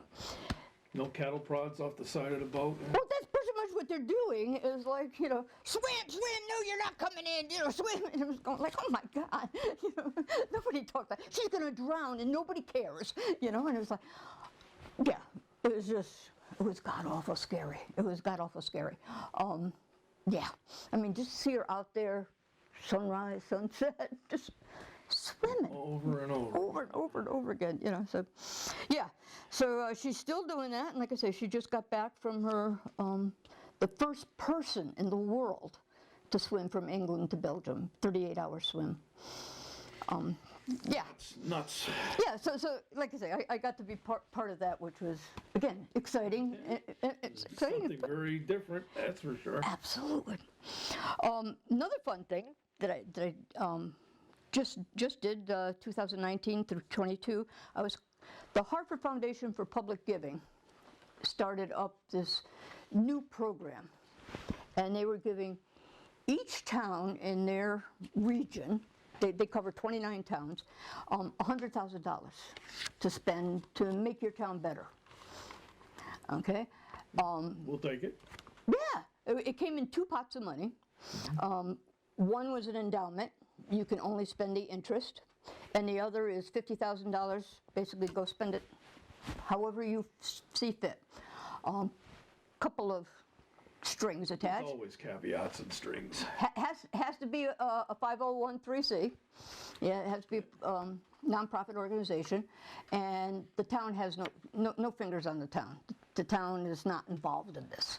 Okay, and what you had to do was put together a committee, and they would basically take applications from who needs what and decide what they would fund.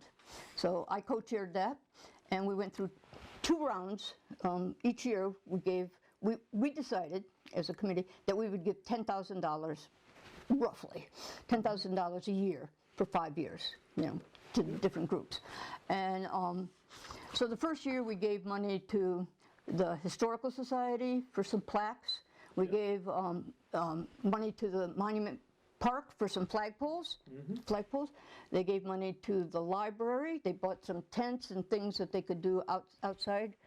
What else did we do? You give some to the playground at the school? Yeah, the PTA for their we gave like five grants out, and it was a little bit more than $10,000. So that was pretty cool.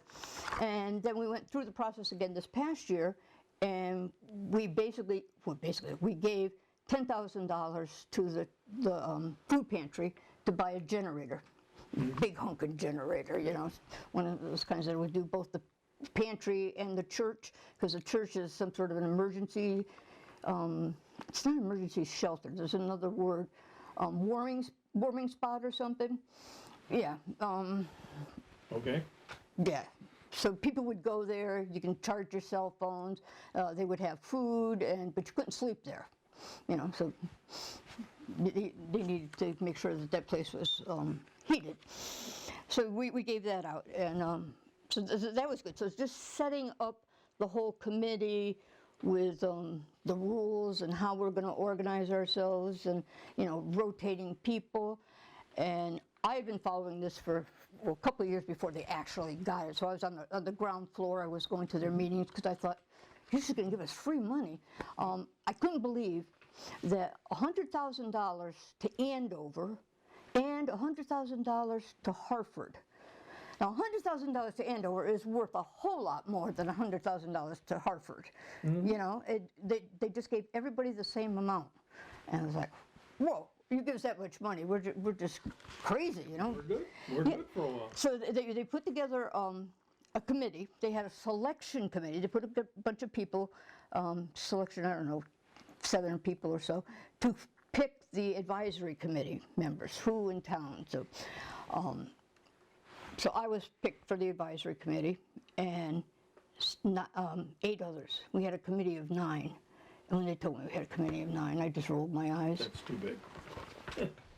We could have a committee up to 15. They limited it to, we had 9. Hartford maybe could use 15, not Andover.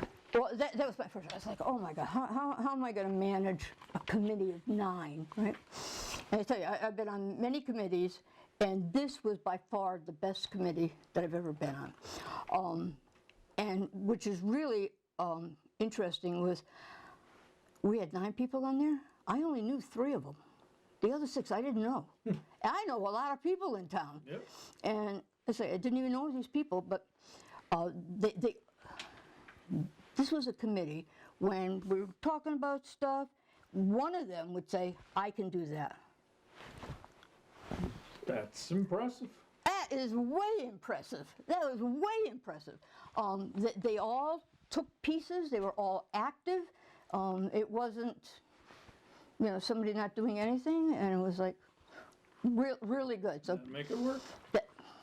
Everybody took a piece and made it work, and it worked out really well. So, man, it just goes on and on, doesn't it? I was going to say, somebody did way more than was expected. But I've been here 36 years, you know.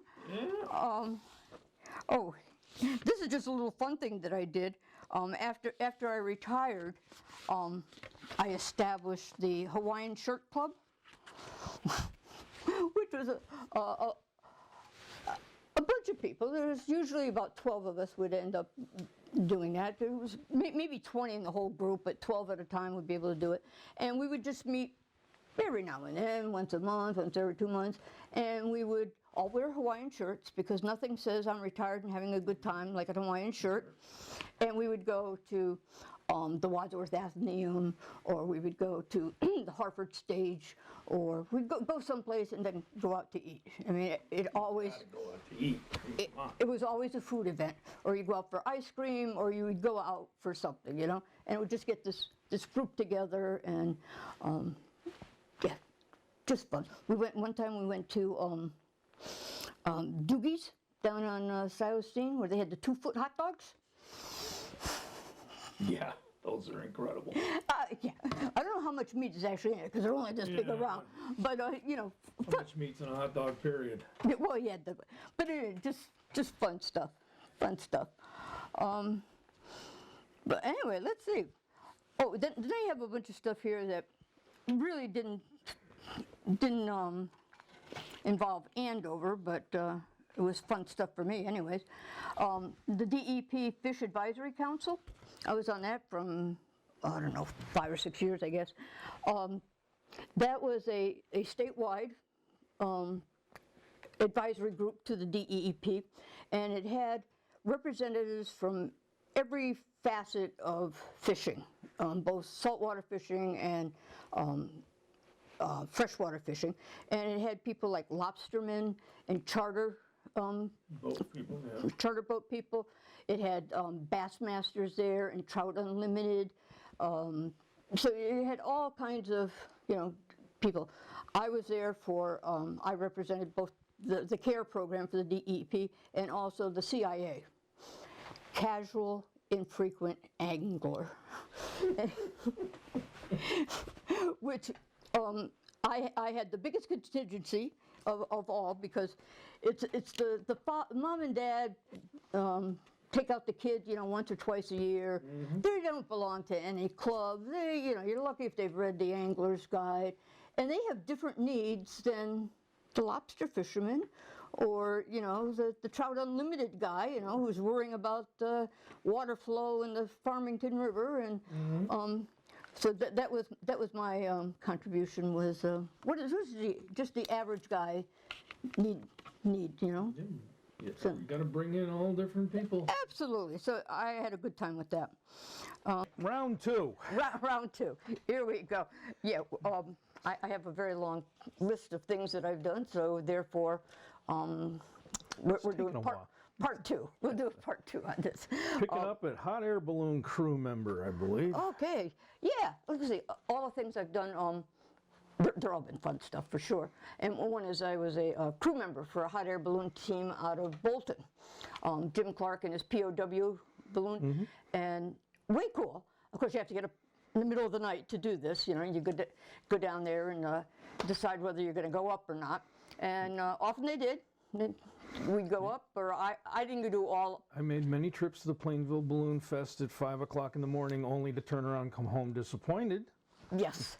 A couple years ago, I was able to go to Albuquerque, to the Albuquerque Balloon Festival. That's phenomenal. I understand. I've never been there. And they went up. You can go all the way out there, and they don't fly, Mm-hmm. The conditions have to be just right. Yep. And it depends on your pilot also. Jim Clark out of Bolton is very cautious. And if there's, nope, he's not going up. If there's any question of it. Other balloon guys you're going up. You're already here. We got everybody here. We're going. Exactly. And thank you. So cautious is a big deal with that. So anyways, as a crew member, what you do is you help them launch it. You have to unpack. There's a lot of pieces to it.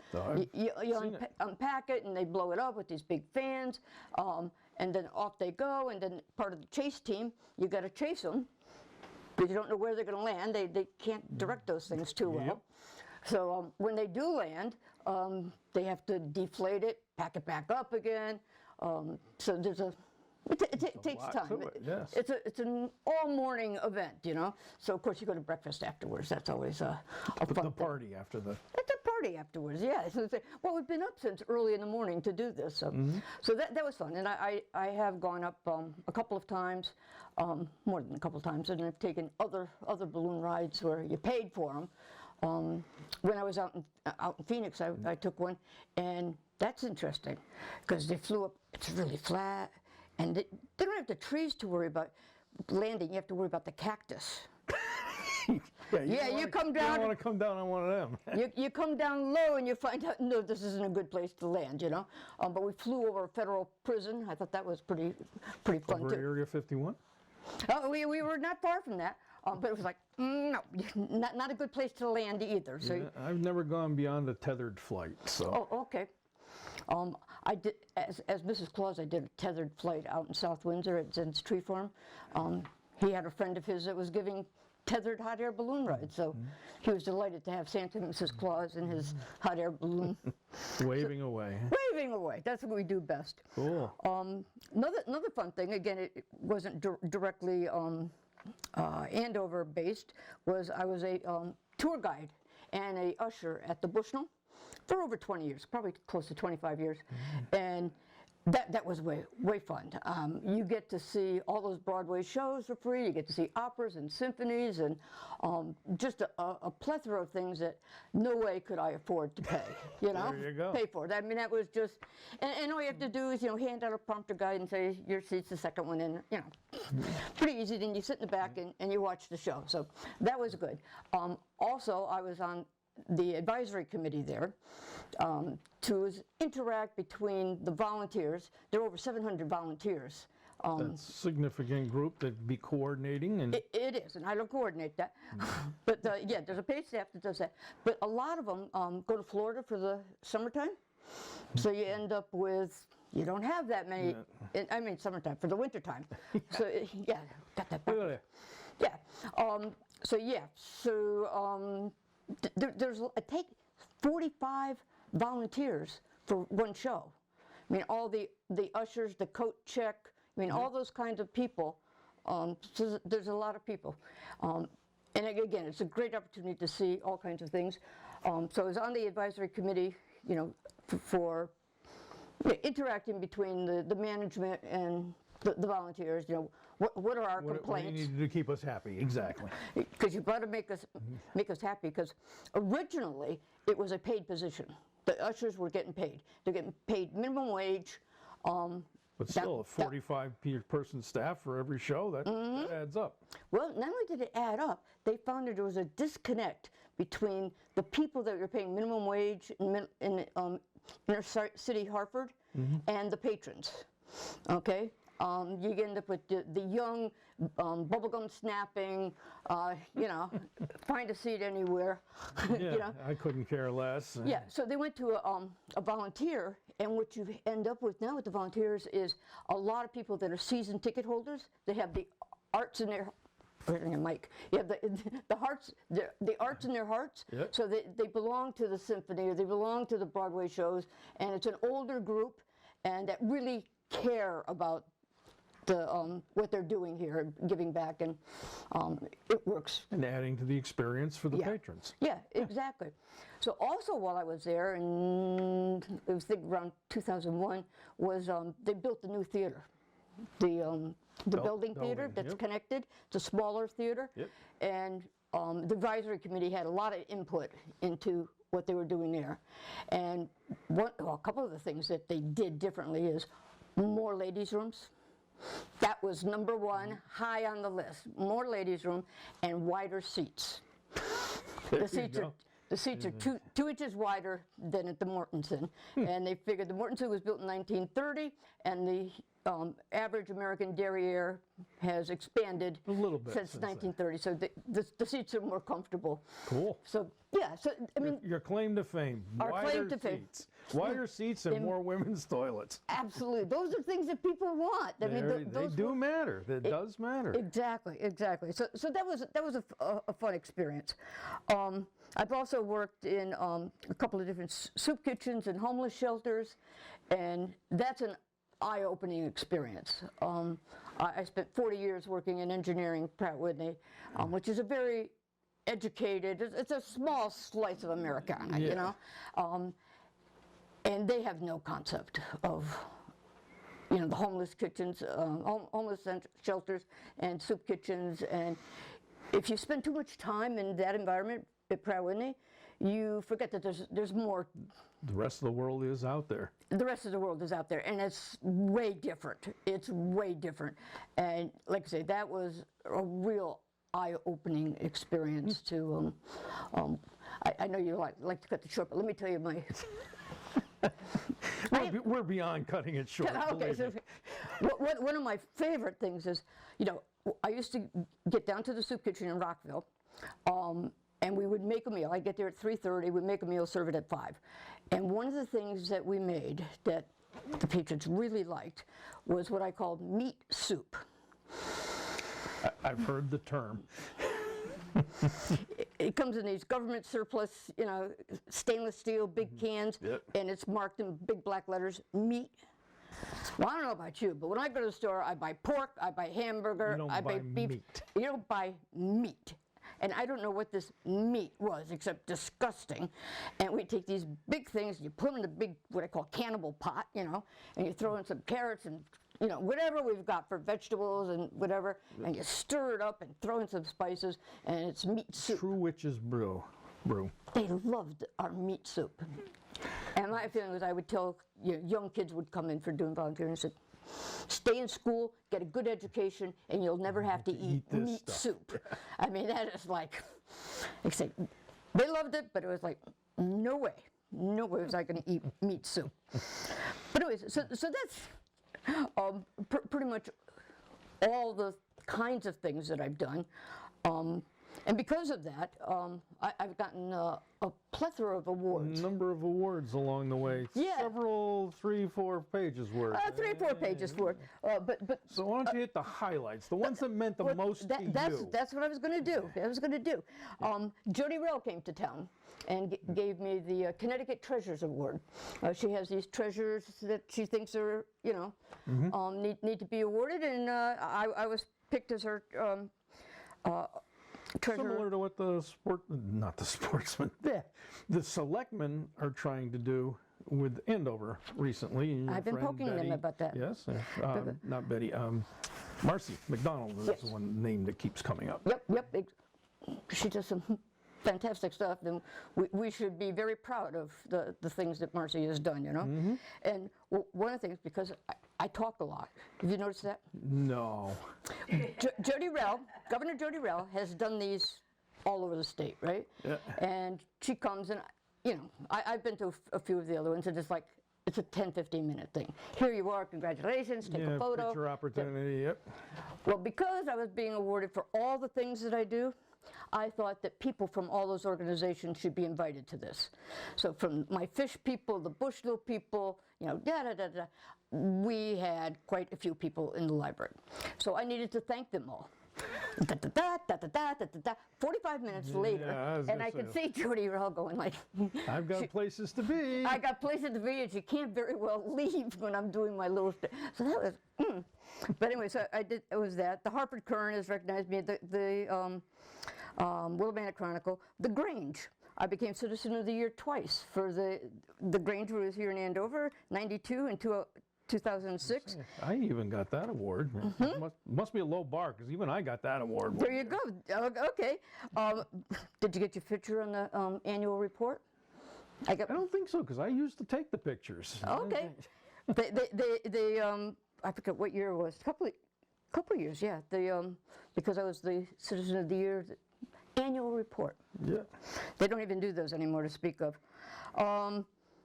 So, you know, the General Assembly is So, yeah. On the cover, here we go, annual report 91, 92. So, yeah, so those are recognized. It's always good to be recognized and Certainly. For what you've done. And You don't do it for that, but a nice pat on the back when you're done goes a long ways, right? it does. And I try to make sure that we thank a lot of people for a lot of things. But you know, this whole volunteering thing is but by definition, volunteering is, you know, uncompensated work. And it's like, I use the word work really loosely, because this is not work. I mean, you take a look at the stuff that I've done. It's really lots of fun stuff. Sure. And definitely get more out of volunteering than you give. You know, There's an old adage or axiom about that you get far more out of it than you put in. Yep. In general. And it is. It's a whole bunch of things, and it allows you to make new friends, new experiences. I mean, I've done stuff as a volunteer that I never would have been able to do as just a regular citizen, stay at home, and just for some of them, because these are real, you know, some of the things I think are really cool that I've got to do is feed baby reindeer, and not in the zoo. Funny, that was the one my eye just picked up on. Right there, baby reindeer, feeding baby reindeer. I mean, teeny tiny baby reindeers, you know. These things. These wonderful animals. Rudy, in fact, was born weighing 8 pounds, and his brother was born a year later, and Rudy weighed over 300 pounds a year later. You know, I mean, they Fed grow, well. they grow so fast, you know, that sort of thing. So that was fun.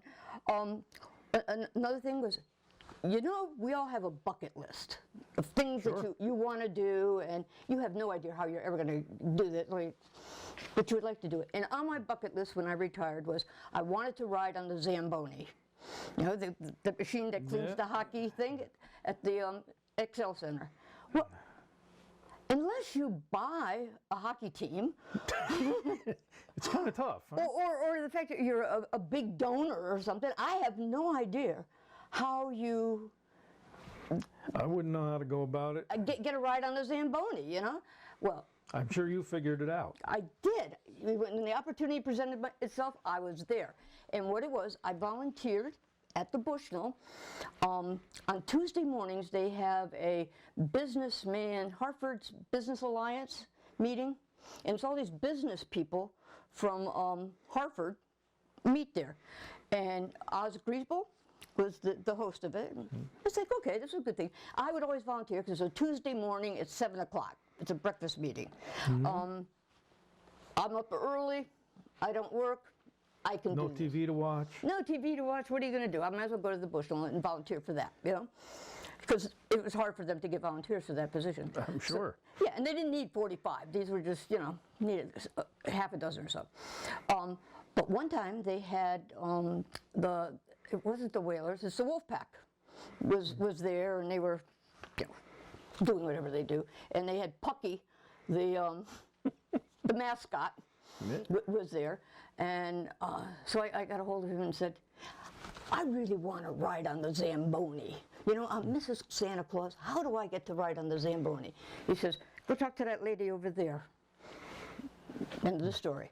And you, being the shy person that you are, you I went right over. Yeah. And said, hi, here's my business card. I'm Mrs. Claus, and we would love to go. So now, every year, I ride the Zamboni once or twice, and in my Mrs. Claus outfit, Santa's in the other Zamboni. There's always two, and we wave to the crowd, and off my bucket list, you know. Make It's things like, happen. yeah.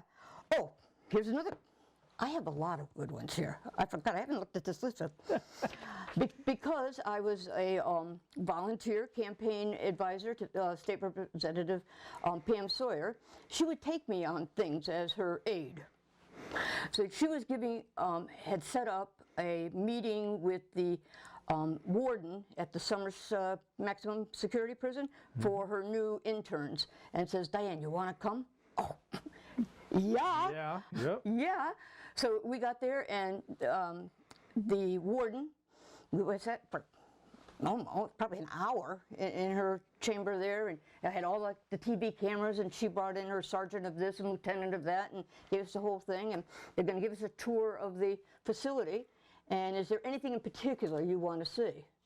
And of course, I'm hanging back, waiting for these other, they're young, they're like 22, 23.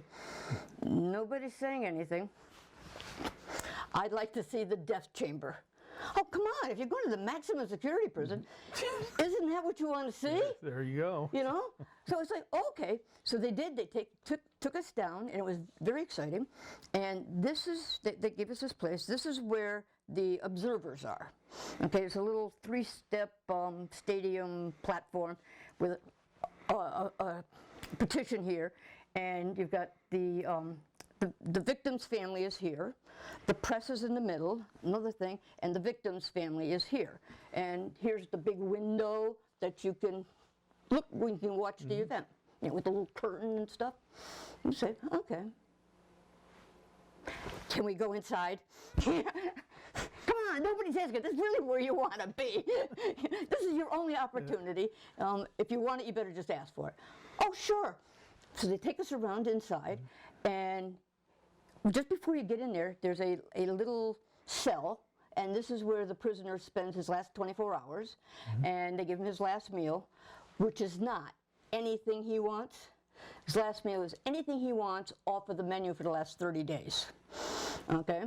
And then you go into the room, and there's the stretcher and stuff, and then there's another wall at the end, and you go around here, and that's where the executioner is, with a little window looking in. This is where the phone is on the wall, where the warden sits here, and so you get to see the whole thing. The non-movie version, the real thing. Exactly, and it's like, you only get to see that once. That wasn't on my bucket list, but I put it on so I could scratch it up, because that was really... That was one of those life experiences. It was, and again, if I didn't volunteer, I mean, how would you get, well, I suppose you could do something really bad and you could see it firsthand. I can think of one way to get in, and I don't think I want to try it. No, so like I say, that was really cool. And then, oh, here's one. See, I have a whole list here of fun stuff. I know you do. I know. Because I was a fish school instructor with the DEP, very active with that group.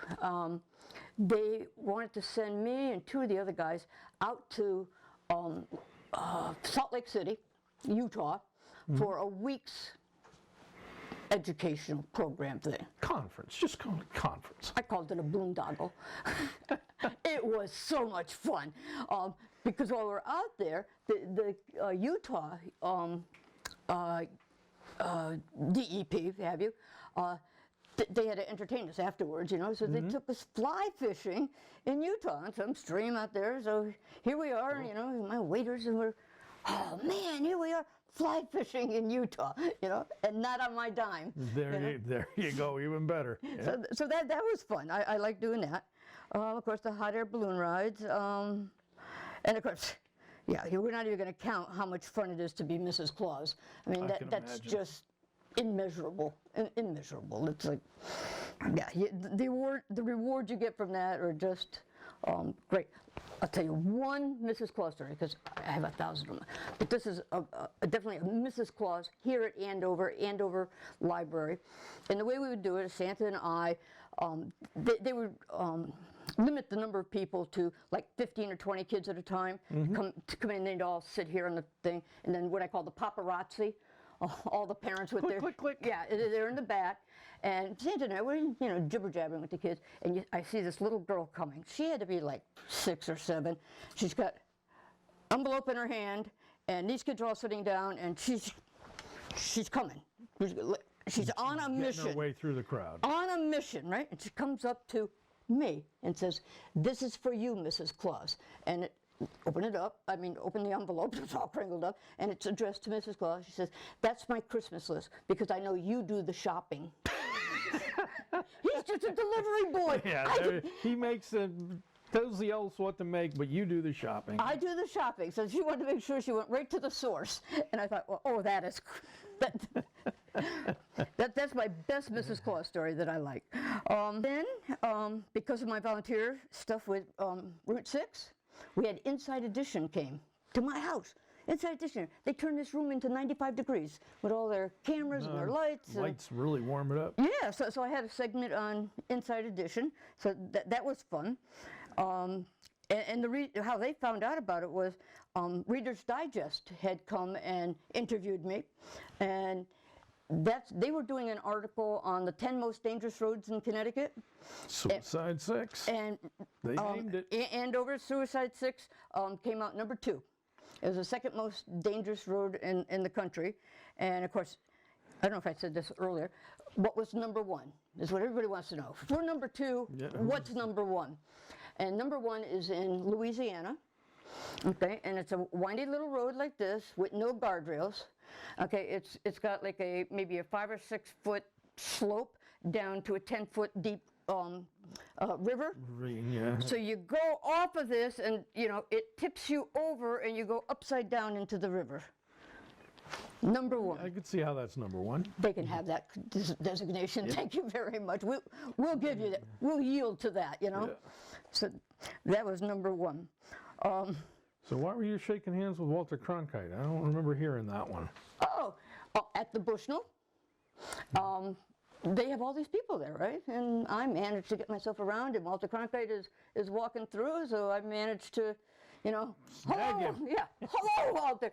And the thing I remember, of course, he was an old guy, but you know, Uncle Walter, everybody my age know who's Walter Cronkite. I was going to say, CBS News growing up, and that's the way it was or is on this date, and that was the news, real news. And what I remember is he has the softest hands, like a little baby. This man does no physical labor. I mean, of course he's old. Old people have soft skin, but it was just so soft. And I said, well, that was cool. I shook hands with Walter Cronkite. There you go. And so, very, very cool indeed. Let's see.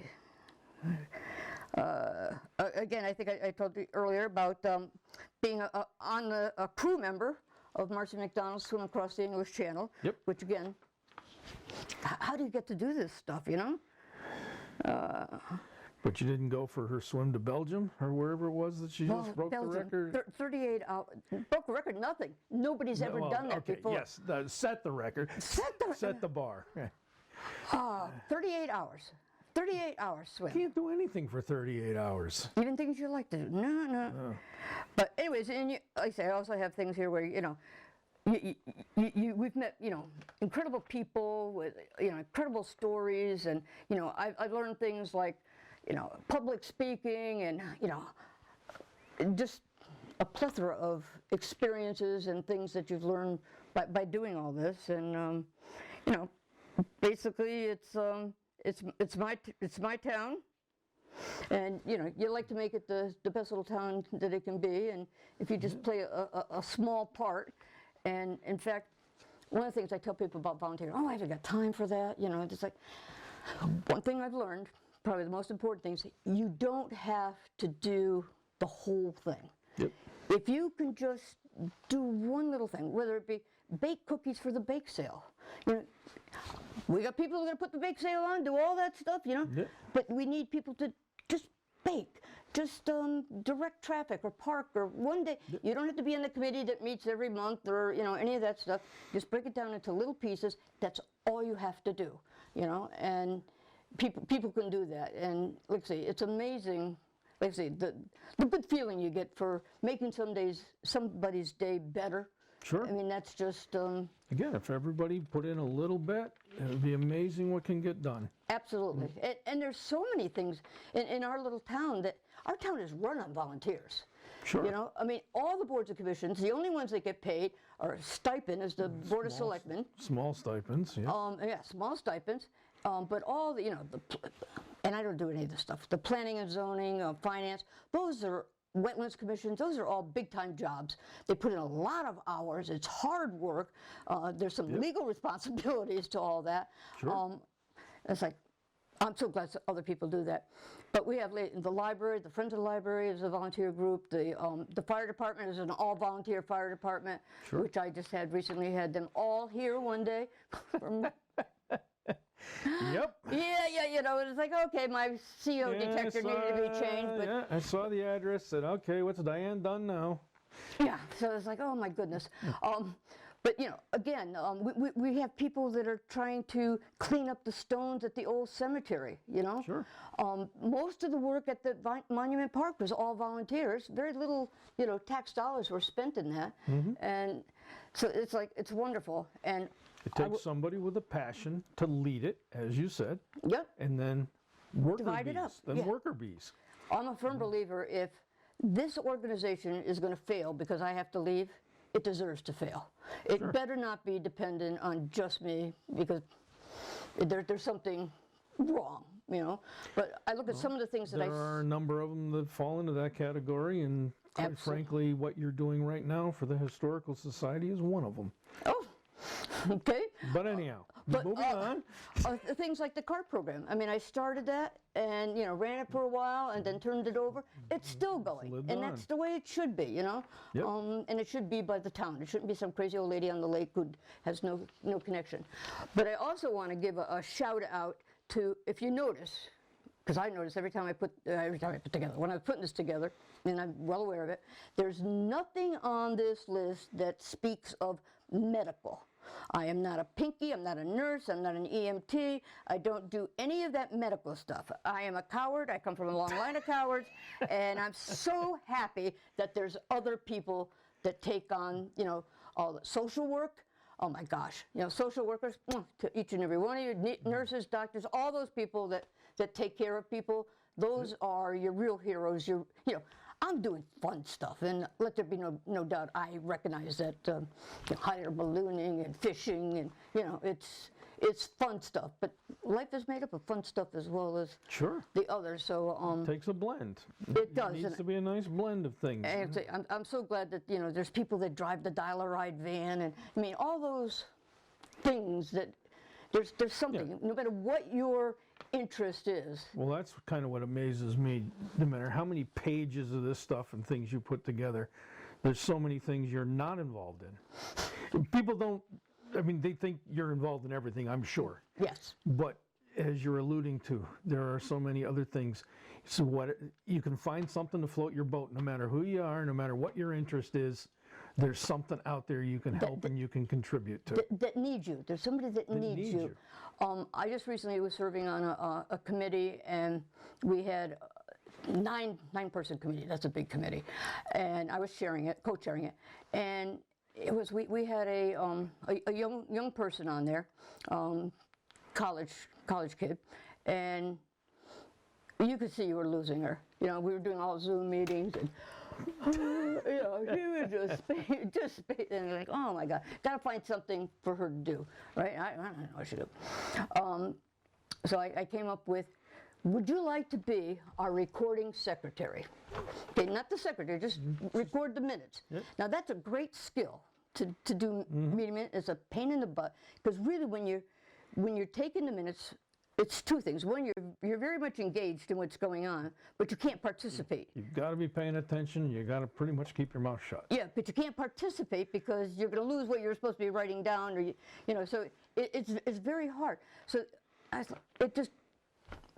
She's a college student. She knows how to take notes. You know, she did a wonderful job. Perfect. Thank you very much. Something the others didn't have to do, and that's all she had to do. Just take the notes, and we'd be delighted. There you go.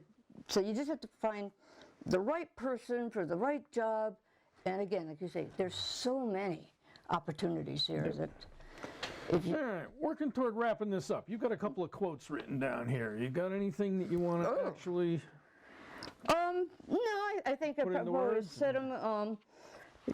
You know, again, the two big things are, you know, that this... Volunteering isn't what I do. It's not work. You know, it's just I'm having way too much fun to call this work. In fact, well, I don't know if I said this when I talked about my Mrs. Claus work. I don't get paid for that. I don't know if you know that. I'm supposed to find out. I assumed it was all donations to various causes. Well, to one, I do all my Mrs. Claus work is work. Volunteer appearances. Are done as a fundraiser for the Andover Friends of the Library. I tell the organization, don't write your check to them. You know, that way I don't have to do income tax. I don't want to make this a business for me. You know, so cut me out. As it becomes business, it's not fun anymore. We do have Santas, let me tell you, who make a business out of this. They're making a lot of money. They're just everything they do, there's a price tag on it. We have other Santas that do this so they can eat over the winter, you know. I'm neither one of those, you know. I've got enough money. Why you're doing it, and I don't want to. If I have to start working it, it's not fun. So all the money that I make goes to the Friends of the Library, and they get a pretty good chunk of change every year because of that. So, so that's good. I like that. And there was something else I was going to tell you. I forgot. Well, let me ask you this one last question then. What do you foresee for the future? Anything different? Is there something that's still on that bucket list that you haven't gotten to that you think is realistic to get to? Is there the next, instead of Mrs. Claus, you're going to be some other character down the line? No, I really don't have any plans. But a lot of the stuff just sort of happens. You know, you see the opportunity, and it's either, oh, that's not right. Yeah, that's not right. I can fix that. Or we need somebody to do that. I have way more ideas than I have energy to take on. Don't most people? Yeah, you know, it's like one of the things I wanted. if I was younger. One of the things I want to do, did you see at the intersection of Route 316 and Townsend Road, there's a little grassy knoll? Mm-hmm. And somebody put marigolds in pots there. Yep. And somebody stole the marigolds in the pots. That I wasn't aware of. You know, Unfortunately, it doesn't surprise me, but it's... so what I was thinking of doing is getting a couple of big logs, you know, and make a garden, fill it with topsoil, that garden potting soil, and put something like black-eyed Susans. They don't require any care. Sure. You know, they're drought resistant, blah, blah, blah. They're pretty, they're attractive, nobody's going to steal them. It's cheap, you know, it's a cheap thing that I think would make that little grassy knoll. Yeah, a little corner and unique. Yeah, and that's it. Just I see that and I go, that could be done. I could probably get somebody to get a couple of logs over, you know, it's like, I got enough going on in my personal life here that going to take care of that for a while. So, but anyways, it's those kinds of things that you just drive by, and I think Andover, with this latest administration, has been doing a great job. We see things happening. Sure. Even if it's not the Board of Selectmen themselves, but they encourage it and they allow it. Yeah. You know, be it the Monument Park, you know, the Veterans Field. You know, that's looking pretty good. They got an irrigation system in there and all that kind of stuff. And they got a nature trail that goes through there now, and that kind of stuff. Doris Chamberlain Pond. There's the guy that took on painting and taking care of that. He was painting the fence or the flower boxes and Doris Hutchinson's grandson, Fernan. What's his first name? Bob. Ferran. Yeah. Ferran. Yeah, he was doing that. Okay. So that, you know, Kathy DeRosier has, you know, put little stars on the front door of the museum. But just little things. They don't have to be big. Mm-hmm. It's just you put the beautification committee. Just the lighting that we put in down there has really made a heck of a difference. They were just going to light the park and not light the museum. I said, that's silly. Absolutely. And it is that nice glow. It's not a spotlight. No. Which they have the wrong lights on the sign, but they got spotlights and they need to be floodlights. But the price was right. You got lights. The price was right, you know. But anyways, so there's a bunch of. Oh, another thing that I've been poking at them, the Board of Selectmen. That's your style. A lot. Yeah, I call it Pokahini. You know, Princess Pokahini here. Poked the Board of Selectmen. They bought that property down at Merritt Valley, and they finally put some gravel or something down there to make it look like a parking lot. Sure. Because what we were having was cars were parking this way along it. You can get 6 cars, or you can park this way and get 20 cars. Oh, okay. But I also want them to do, and they stopped short, but I haven't stopped poking them. At the end of that, they need to make a place for 2 pickup trucks and horse trailers. There's no place for horseback riders to access the road.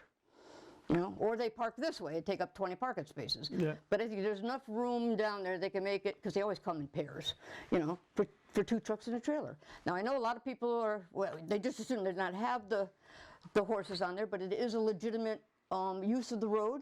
And yeah, it's a shared resource. So, you know, I know the walkers and hikers don't like the bikers that come up behind you and blah, blah, blah, you know, scare you to death. And they don't like the horse poop, and they don't, you know, so come on, guys, you got to share it. And if that's a legitimate thing, there's no place that I know of where you can park a horse trailer. And I'm not a horse person particularly, but they should accommodate that, and we have a place for it. They just need to continue that down to hopefully. You'll make it happen. Well, like I said, I can't make it happen. I don't have the equipment. I don't have the power. I'm not on any board. No, but there's other ways to make things happen. I am a little gnat under their saddle sometimes, you know, little thorn. But yeah, so like I say, there's a lot of little things that are just make. Oh, we have a volunteer. That was another one. Gervardi Pond, down by the access. Yep. There's a bench there. Mm-hmm. Did you ever see the bench? It's hard. It's hard to see the bench because it was so overgrown. It's right next to our fire hydrant. Mm-hmm. Well, I talked to, well, we tried to get the DEP, and they don't have the manpower to try to do that, try to get our work crew, well, that belongs to the DEP, it's never my job. Of course. So I was talking to somebody about it, and they said, I can do that. He goes down there, and he, a little bit at a time, don't ask permission, just go do it, And now you can find the bench, it has a view of Girardi Pond, and it's a nice little place to be. But again, it just took a volunteer. That's all he's going to do. Took one person to step up and do something. That's it. Absolutely, and it just makes this a nice little town, because it is a cute little town, It sure is. Say things are happening, and I like to be part of it. Well, good. With that, I'd like to say thank you very much for sitting down with me. It's been enjoyable listening to you, and hopefully people will get something out of this as we go forward. Well, I hope so. Like I say, it's been a great journey down memory lane here. I probably told you, putting this together was like, oh, I'm writing my obituary. Well, now you've saved somebody else the chore, right? Well, yeah, because a lot of people say, oh my God, nobody knows all the things that I've done, It's like, I don't even know all the things that I've done. Well, now all you got to do is keep it up to date as you go forward. As we go forward, see what we can add to it. So, yeah. Well, again, thank you much. Well, thank you for having me. Have a good one. This was great.